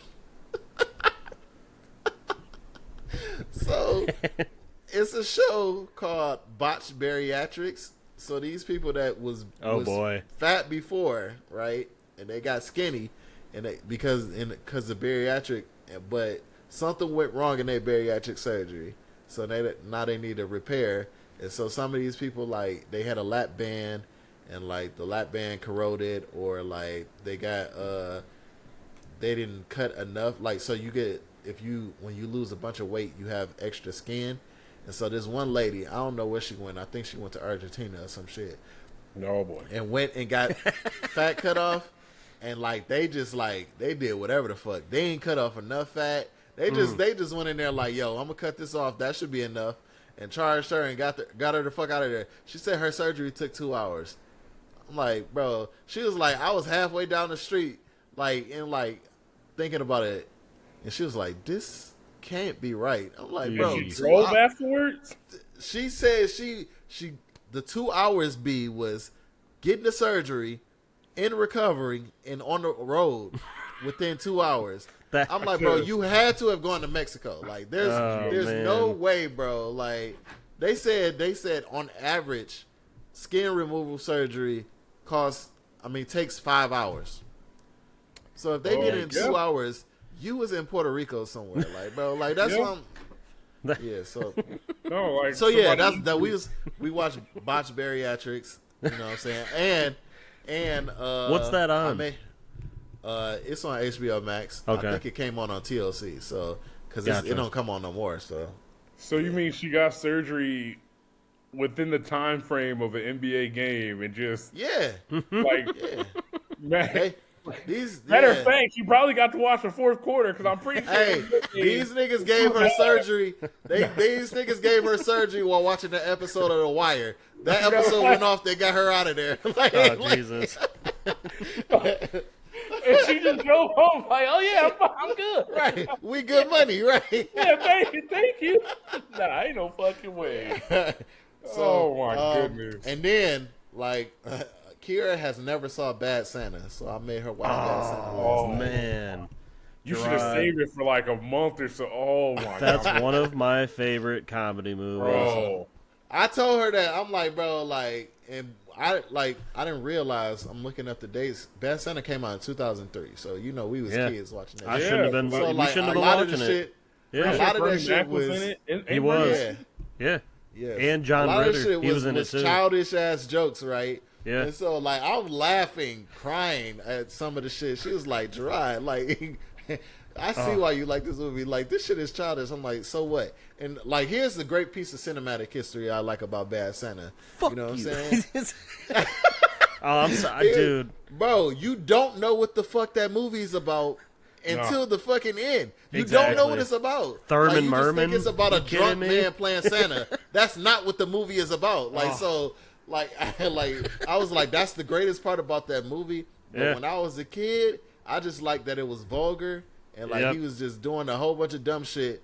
And then you find out, oh, these niggas is robbing them all. Like that's crazy. Like, Yeah, planning a big old heist. right. The adorable little kid during Yeah. this raunchy movie is Kicking like, people in the nuts. bro. And then shout out to Tony Cox, man. Like, Yeah, man. Oh, he's yeah. he great. has a hell of a performance in that. Yeah. Like I said, Bernie Mac's in it. I even love Lauren Graham too. Who She, plays she yes. is gorgeous in that movie. I- Bro. Hey, Fuck me, Santa. Fuck you me, talk- Santa. Fuck hey, me, you Santa. talk about Bro. 2003. Hey, Gerard, this might be along with the What's Been on My Mind segment. There's a line I think of all the time in that movie. It's when he's at the bar in the beginning. He looks across at the Indian guy. I am not gay. I am not a fag. He's like, Right. That's my favorite part too. Oh, my man, Drew, God. that's my favorite part, bro. That I think of that line all the time. It's one of the funniest parts is when he confronts him outside and he's like, Yes, "Dude, are you off your bro. meds?" He's like, yes, but that's Yes. not the point right now. Dog, I love damn that near got to movie. rewatch this movie. Oh, 'cause it my was God. hilarious. Well, You then, talk about a movie I haven't seen in a long time. It's definitely Bad Santa. it's a great movie. I don't even love remember Bad Santa. Octavia Spencer being in that movie. Yes, she was the Oh, prostitute, and she was Oh. like, remember, because he was staying Yeah. in the motel. That's right. And she was- hey, remember he fucked that I fat couldn't girl walk in the- straight in for a the- week. Hey, he fucked that fat girl in the dressing room. He Yeah. was like, "You not gonna shit straight for a week." That's just, dude, they can't do comedy like that anymore. Dog, this One of movie my never favorite came out. scenes is when the kid goes to get his advent calendar and there's just a bunch of pills inside of it. 'Cause he took out all the candy and restuffed. oh man, But I'm definitely watching this movie because, dude, being caught up watching Bad Santa, Yeah. is that not Bro, a great time? he used Yeah. to cuss that little nigga out, bro. Dog. Bro, And he Thurman would just sit Merman, that's his there name. like, and he would just Herman sit there looking Kermit. adorable, dog. Yeah. right. Nah. The Oh, man. the part where he like teaches him to fight, and he's like, "Give Oh, me your yeah. best scream," and he's just. I have to rewatch this now. Bro. Oh, no, that's funny as hell. Thank you. I knew y'all will appreciate Dude. that. I knew. That- I was like, bro, like me and my cousins used to watch that shit and be dying, bro. Like, Bro, my dad took me to the movies to see it. Like, I should not have been seeing that movie. Like, I had to have been what, 13? Like, that's, oh my god. listen. Our generation is very desensitized from a lot Yes. of shit, and it's because Facts. of stuff like that. Like, Bro, I'm pretty sure I watched that movie because I was recording on bootleg, making copies of that movie. And Have you definitely seen- should not have been watching that shit. have you seen Bad Santa 2? Yes. I don't think I've Terrible. seen it in full, Terrible, but like I remember man. starting it and being It's not like, yeah, good. no, this It's is- just it's it's way not- too raunchy, like over the top, like Yeah. unnecessary raunchy. Yeah. Like It's it not just the it same didn't need feel. all that. No, It's not the same the feel. first one's got a magic to it, man. First one, yeah. Yeah. Oh, great! Oh, I'm glad you watched that. That's hilarious. Yeah, I What had to Kiera introduce think? the wife to it. Yeah. Did she so- like it or? No, she ain't like it. But you know, Oh, That's terrible. she ain't grow up in it. You know. Oh, she just lost a few points. I'm sorry. yeah. But that that shit. shit, We bro. got a 20. Because I used to Alright, just be walking tomato. around saying random lines from Random. Bad Santa. Yeah. And so she would not know what I'm talking about. I'm like, you've never seen Bad Santa? She was like, no. And so I said every line by line when we was watching it yesterday, and I had tears like, Yeah. bro, you not fucking with this? And she like, Gerard, come on now. It's just listen. It's a guys versus girls things. Like I tried to Yeah. show Mariah Freddie got fingered. One of my oh my god. one of my laugh out louds. Just not having my it. God. Not having Yeah, it. see.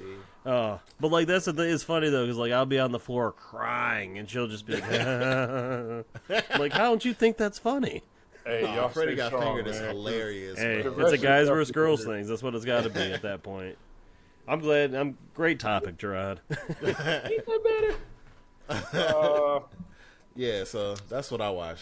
That's what I've watched as well. Drew, what you I'll go watch? quick then. I watched Chair Company, which has been my favorite comedy lately with Tim Robinson. Dude, that show's it's just such a weird Is it what's good? gonna happen. Is It's it really good? good. Really Okay. good. Last night was the 4th episode, I believe, but like there's so much mystery behind it, but yet it's hilarious at the same time. Like you just want to see what the story unfolds as. Below Deck, we are on our last season of Below Deck, and then we got to finish Below Deck Mediterranean, so that's what we've been watching. Talked about weapons. Mariah's been watching a show called The Good Wife. She's been binging through it. I've been watching episodes here and there with her. Hold on. Let me She's a see. lawyer. Good one. Great show. No, I was thinking of, damn, what was that? Yeah, I haven't watched this before. Good Wife is one of those old like ABC shows from like the 2010s era Yeah. that like had 7-8 seasons no one knew about, but now, dude, I jump in here and there and watch it with her. It's a really good show. But then for the first wait. time, I thought you were referring to a TV show called Good Girls. oh no, Like with like, they're basically the like housewife or like. They're these cookie cutter looking like moms that have these perfect lives, but they're oh, I know that what you're show. talking about. I love that yeah, show. yeah. I don't know how I stumbled upon that show once upon a time, but at one point I was hooked. Like, Yeah, that was my binging shit. episode, it was so good. I need to go back, but I've been that's why I gotta seeing I've been seeing people binging Desperate Housewives all of a sudden, like the Yeah, original we did run. that. We did that. honestly, Is it I good? saw a I've never clip really on- watched it. I saw a clip on X where it was like the husband, I think, was like cheating with like the maid or something, but he was like Yeah. smooth with it. It was, I think, the first episode, but I'm like, bro, I don't remember the show even being about this. Like, I So I'm like, I maybe I just should remember watch. my grandma was hooked on it for like seasons and seasons of that show. Because Just- it's like Desperate Housewives is like American version of telenovela. So that's, okay. yeah, so Yeah, I never really gave it a fair shot. I don't know either. Um, The most I remember was when T.O. had that commercial for Monday Night Football. Yep. When the Yeah, I ladies remember filmed that. it with the Yep. towel. And then Eva Longoria and the Tony Parker, like Mm. that the whole debacle. That's what I remember most about that show. So I And I actually remember it kind of ending after that, but maybe it didn't. Maybe it kept going for a few more seasons. yeah, like it almost kept it in the news because Yeah. damn, I wonder what year Um, that was. So yeah, I've been watching those, and then for the first time ever in my life, I watched the first Twilight movie, and boy, is it terrible. Yeah, I wasn't. I didn't get the hype. Mariah and her friend Ashley wanted to watch it on Halloween night, so I put it on and watched it with them, and I was like, I do not get what you guys love about Return this. the favor, Drew. No, It's- return the for dude. the Freddie got fingered. No, return the favor. Yeah, you This sit is there for with a Bad straight face. Santa and Freddy. Don't fake laugh. No, you sit there and yeah, no. I'm intrigued. So the though. only thing I fucked with about Twilight, because Kiera tried to help me understand too, and I didn't understand either. It's corny. But, like that fight scene where she had the premonition, that shit was fire. Like I ain't gonna hold you. because like It's- that shit was It's the early 2000s camera angles and like shitty Yeah. CGI is what's Yeah. bad for me. And like Yeah. the acting is so corn. Like there's a it's for there's a teenage part girls. exactly. You know what? Maybe that's right. I'm a 30-year-old male. Right. But like they were loving it, like quoting it. You know, it's one of their favorites. So I'm just watching like this shit. But at the same time, I want to watch the second and third just to see where it goes now, or see if it gets Yeah. worse. So that's what I've been watching. Well, we all been watching some Some good interesting stuff things. there. And football. Let's get into it. Yeah, I just got, I might rewatch Good Girls. You got me, like I ain't about to put on Bad Santa. at a certain point, I'm like, bro, I can't stop watching this show. Like, this shit is amazing. No, I might have to take because I never finished it. Like, Good Girls, it's called. yeah, I think I might have stopped in season 3, but like, no, I that think shit it went to 5 or something like that. I think Oh, it's got damn. 4 4. or 5. 4 But or it was 5. so yeah. good. It was good. Though. It was good as hell. So the trade deadline for the NFL has come and gone. There were 8 trades, tied for the second most. On any deadline day going back to 1990, there were 10 trades back on November 1st of 2022. There were 18 total trades from October 1st to the trade deadline day this season, tied with 2022 and 2024 for the most in that time period in a season. Since we last recorded, the Lions obviously have signed star edge Aiden Hutchinson to terms for a new 4-year mega extension, according to his agent Mike McCartney. It's a 4-year, $180 million deal with $141 million guaranteed. Whew, another star edge player paid.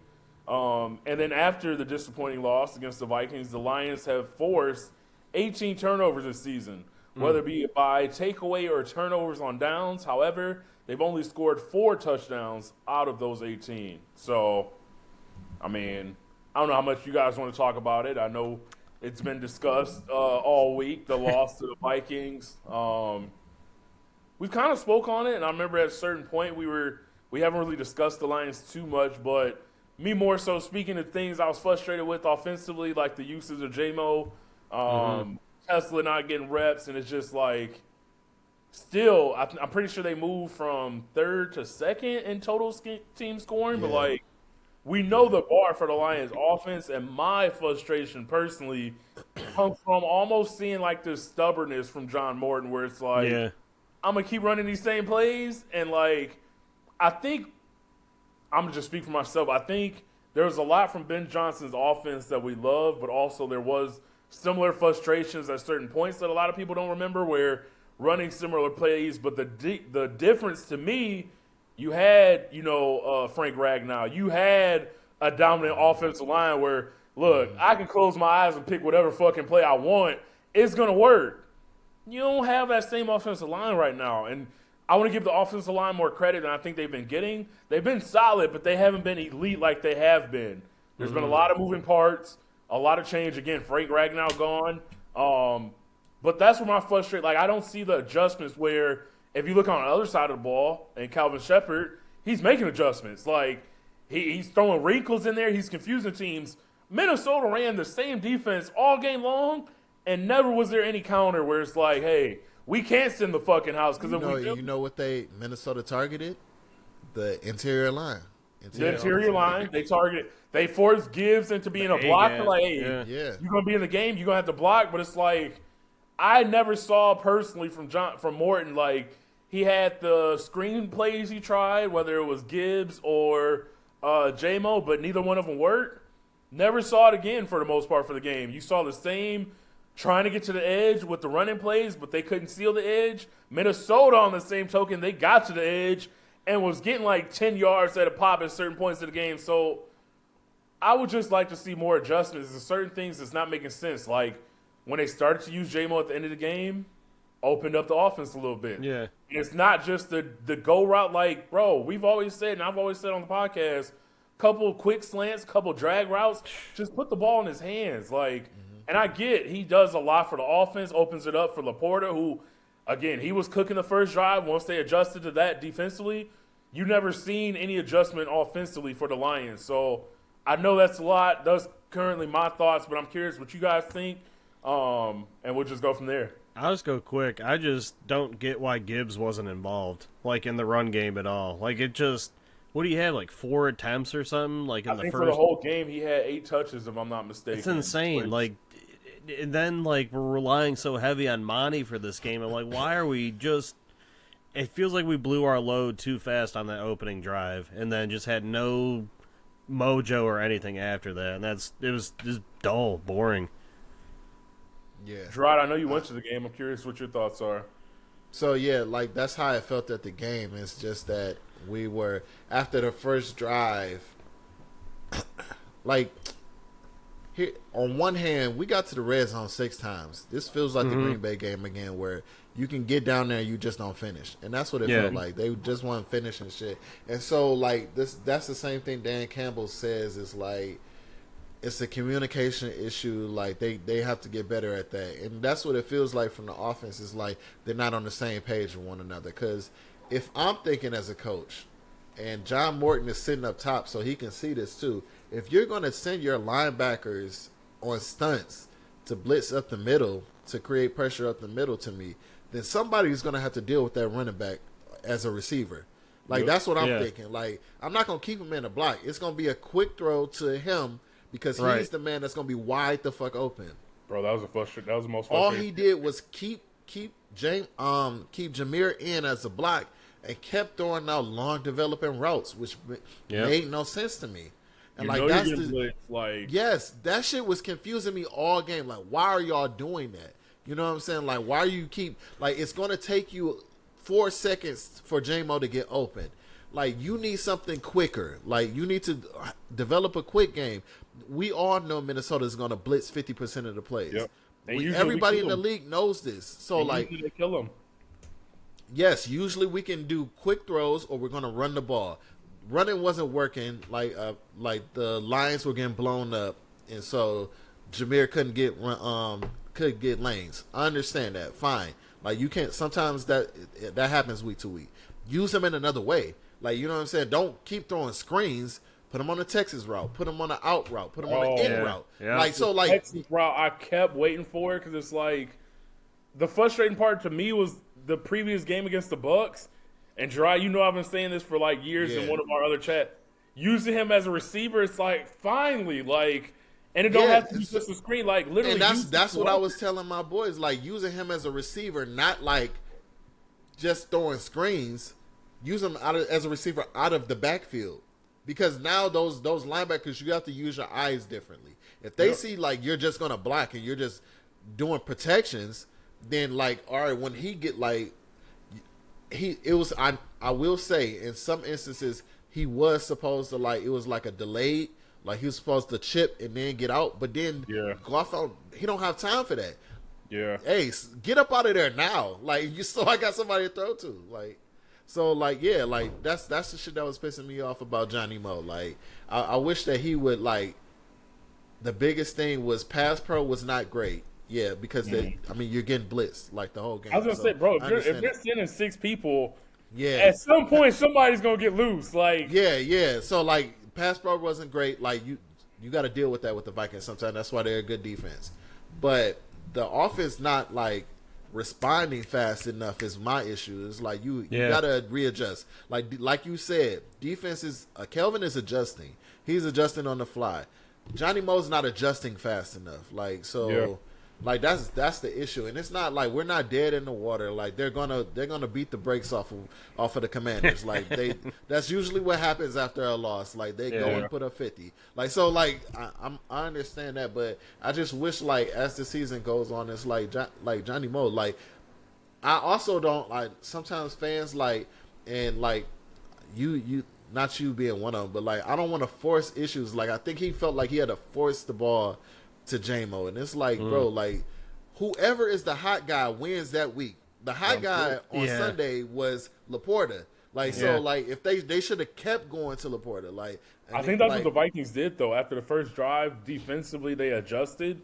But also, what was disappointing is to see this performance after a bye week. But it feels like Minnesota clearly saw something in film. They identified and was like, hey, this is a clear weakness. And we're just going to exploit this shit, not just a play here and there. Like, it really felt like you were watching somebody in Madden. Because Just they did the continue same running thing the Green play. Bay did. Bro, they did. They did the same the way thing that they Green Bay brought did. six to the line, and so it looked like the same formation, but some plays, like you said, they blitzed interior. Some plays, the defensive ends went into coverage and played zone, and it's like teams know. And I think the important thing is, a lot of teams are just going to watch what the Vikings did. They may not have the personnel, but they're going to see if you blitz. One, the Lions' offensive line. Bro, it's constantly been missing pieces, whether it's been Decker sitting out.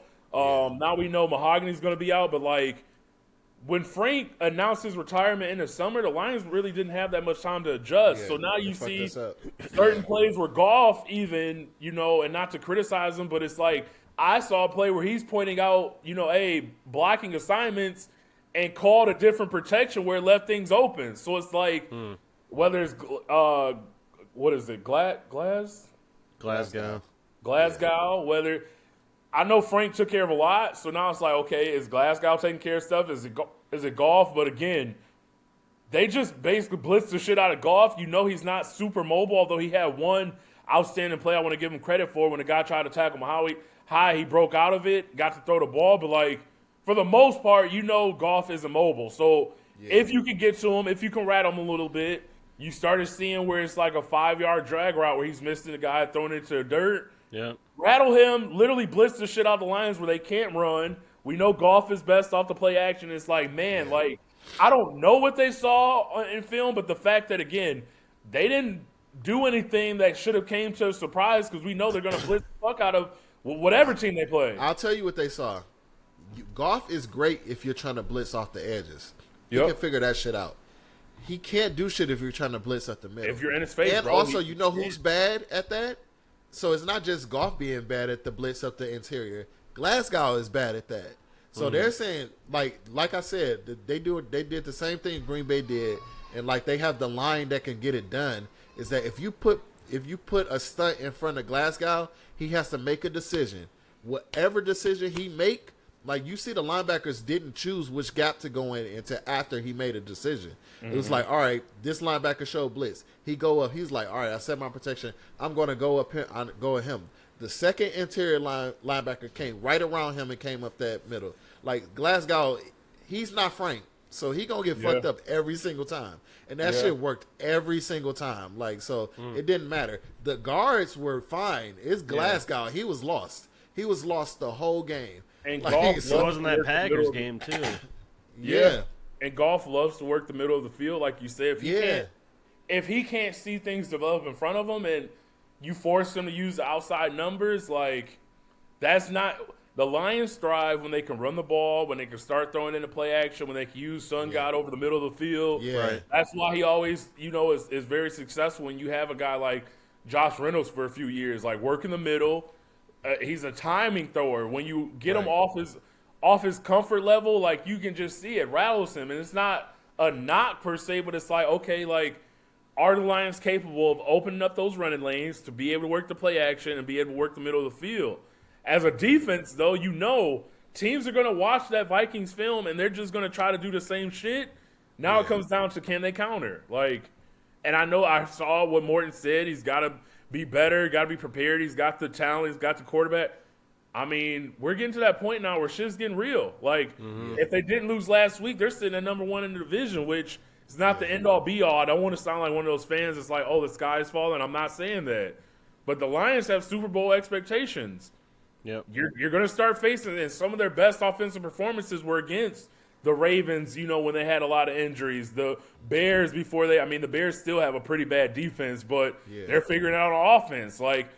Thankfully, the Packers lost to the Panthers, which an ugly loss, but Panthers have been on a heater, though.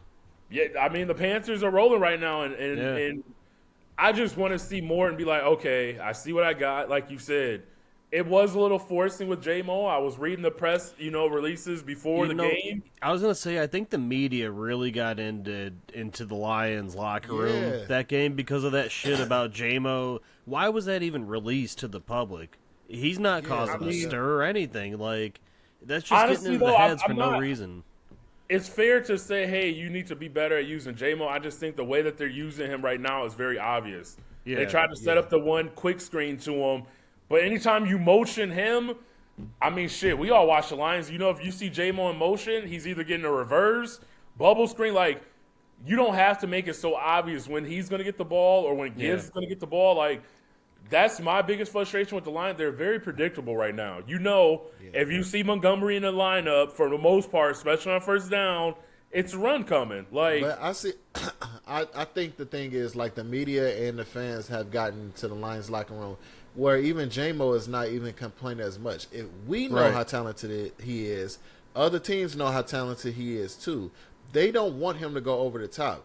I know it was several times where I know Goff looked at J-Mo as the number one option, and he was bracketed. So they couldn't get the ball to J-Mo. But like that's not going to show up on stats. All it's going to show is you didn't throw the ball to J-Mo. Right. And like, so people kept digging at that, and it was like, that's not the case. I drew up plays for him. They didn't work out. And so this time, and this Sunday, he was like, I guess Goff was more intentional about, like, seeing, like, hey, can I get the ball to J-Mo? And it's like, that's not working. Like, and I think this game, it shouldn't have been about forcing the ball to see if we can get it to J-Mo. There is no reason in this fucking game that Jameer should have been blocking as much. No. Like, you did, like, those little, like, screens, you don't have to do that. But he should have been out of the backfield catching passes. He should, like, when Christian McCaffrey can't run the ball, he has 10 receptions for 100 yards. Like, that's the same thing that should have happened. Like, so, like, I think that's the case. And it's like, he got to stop listening to outside noises and, like, just, hey, y'all, everybody, like, we got a lot of fucking talent. All of y'all ain't gonna get the ball on Sunday. Like, so, like, whoever, like, has the best chance to win, this is what we're gonna do. And I think that's the case. Like, and I agree for the most part. My only thing is, when you see a team, the Lions feel the need to give the ball to J-Mo in a certain way, and it doesn't have. I think that it can be simplified. Like, yes, teams know, hey, we always have to have a safety because we don't want him to take the top off. But at the same time, like, it doesn't have to be 9 routes. You know, there's certain plays, again, when they move the ball in that final drive, they use J-Mo in a different way, and it wasn't just forced in the 9 route. Like, there's no way you can sit and watch the Cincinnati Bengals where we all know, the defense knows, Jamar Chase is going to get the ball. Like, you're going to give him a certain amount of targets. And it's not – you don't need that same volume that you give a Jamar Chase. But, again, there's certain games where T. Higgins isn't that involved and you know that Jamar's going to get his. You open it up with T. Higgins and all of a sudden Jamar is able to do a bit more. They can use J-Mo in a similar way that they use Sun God. And I think just a few easy, hey, you know Sun God's going to get the ball here across the middle. Just give him a few targets to make him feel involved.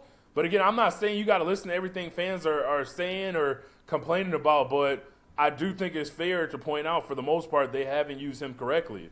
And I don't want them to force or become even more predictable, but it's okay to give him a quick slant and be like, hey, get you 5 yards. Because we know with the ball in his hands at any moment, he can take it the full way.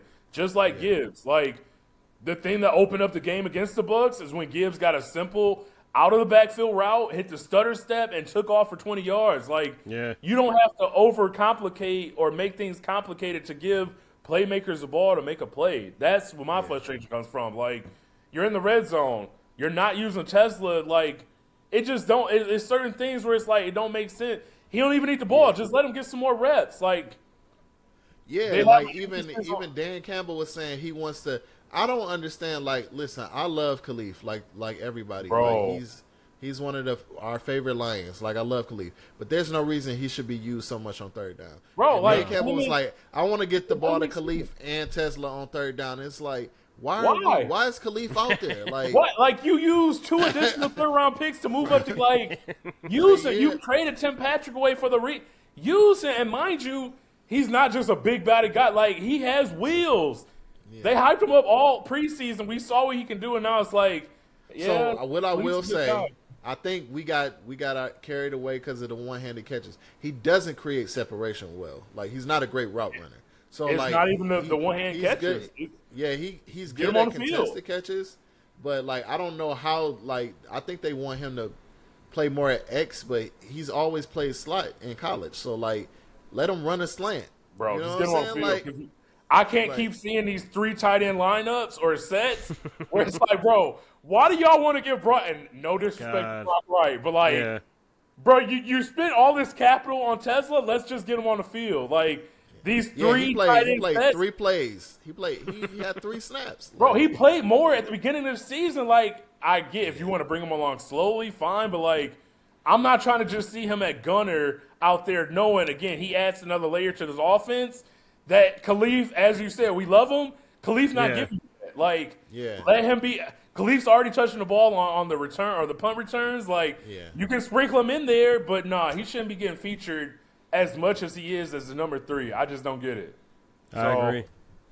I feel better now after venting with my bros about the Lions, and like y'all said, Commanders, I think this game is going to get ugly. Especially with Daniels on. I mean, Yeah, no, not just Dan, Lattimore, McCaffrey, like, they had a brutal last game. So they did. Hey, but hey, they're the next team on the schedule, so that's not take care of business. So since we last recorded, LSU has fired Brian Kelly. Kelly has had a $54 million buyout.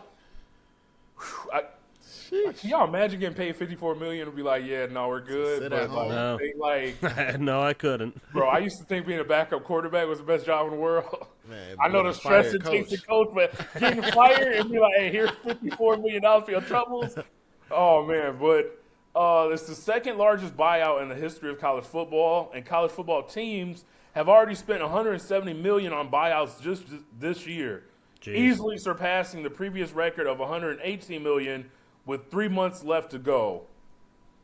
Potential history also, the Denver Broncos are signing 41-year-old tight end Mercedes Lewis to their practice squad. If they promote him to the active roster and play in a game, he will become the oldest tight end to play in an NFL game.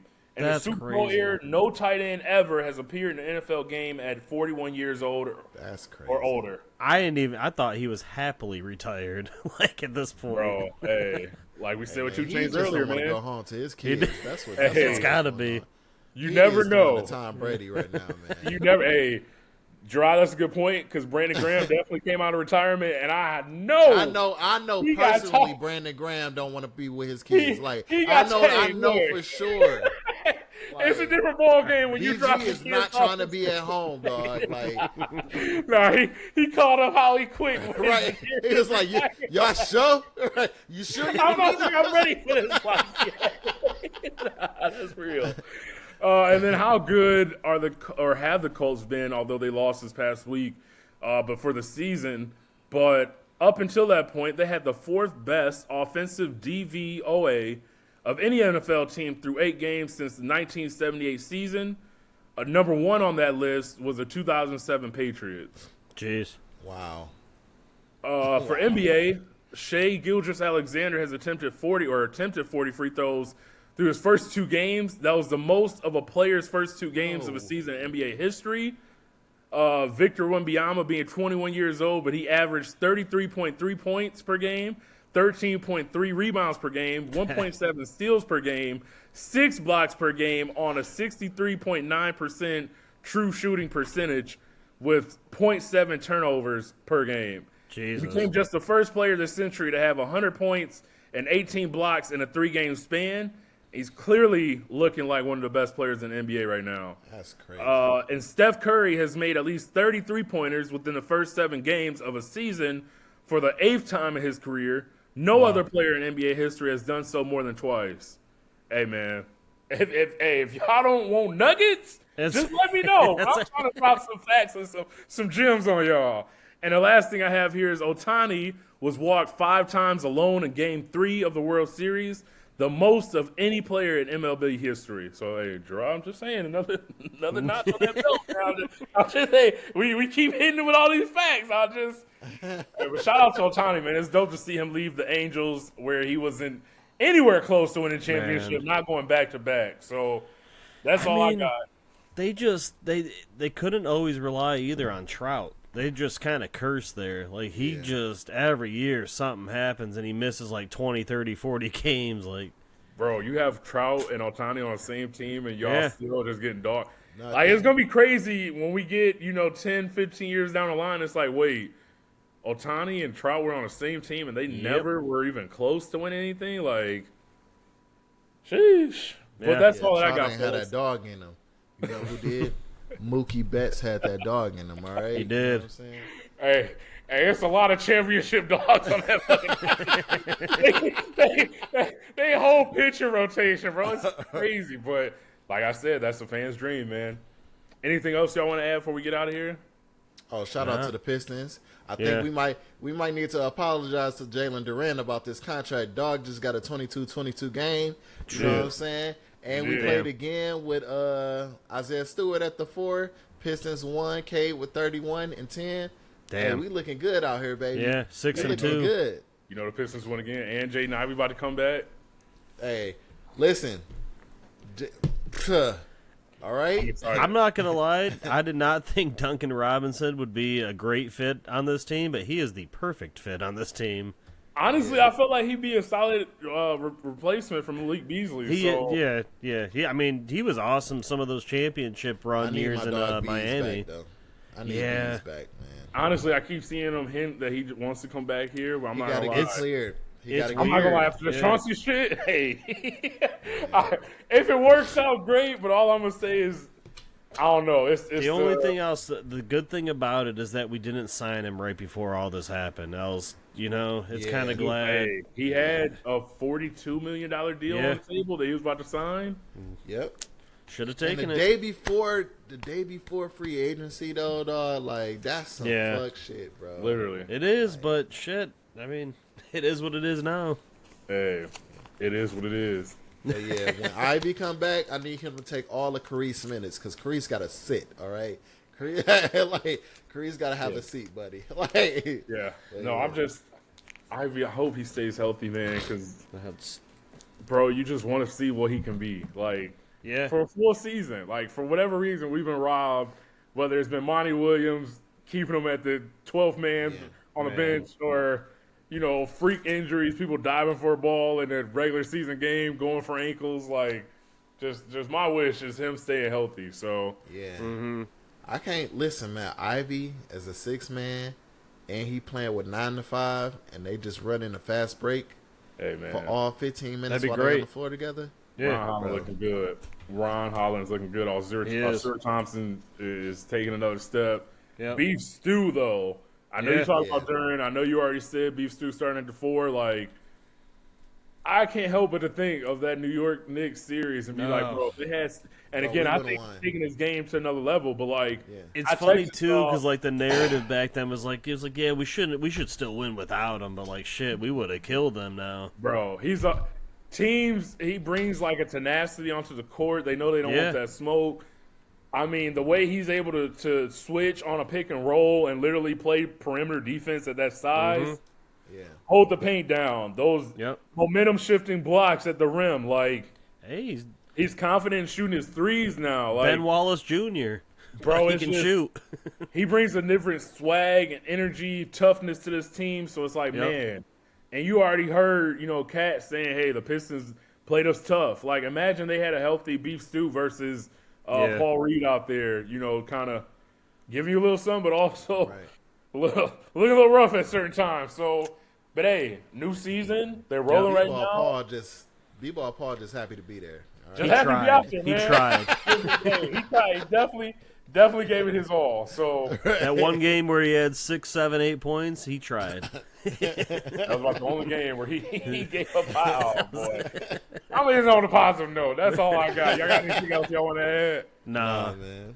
Well, this has been another great episode of Two Hip Hop Senseis and the Casual. Until the next time, man. Y'all be easy. One. Take care. That is a wrap.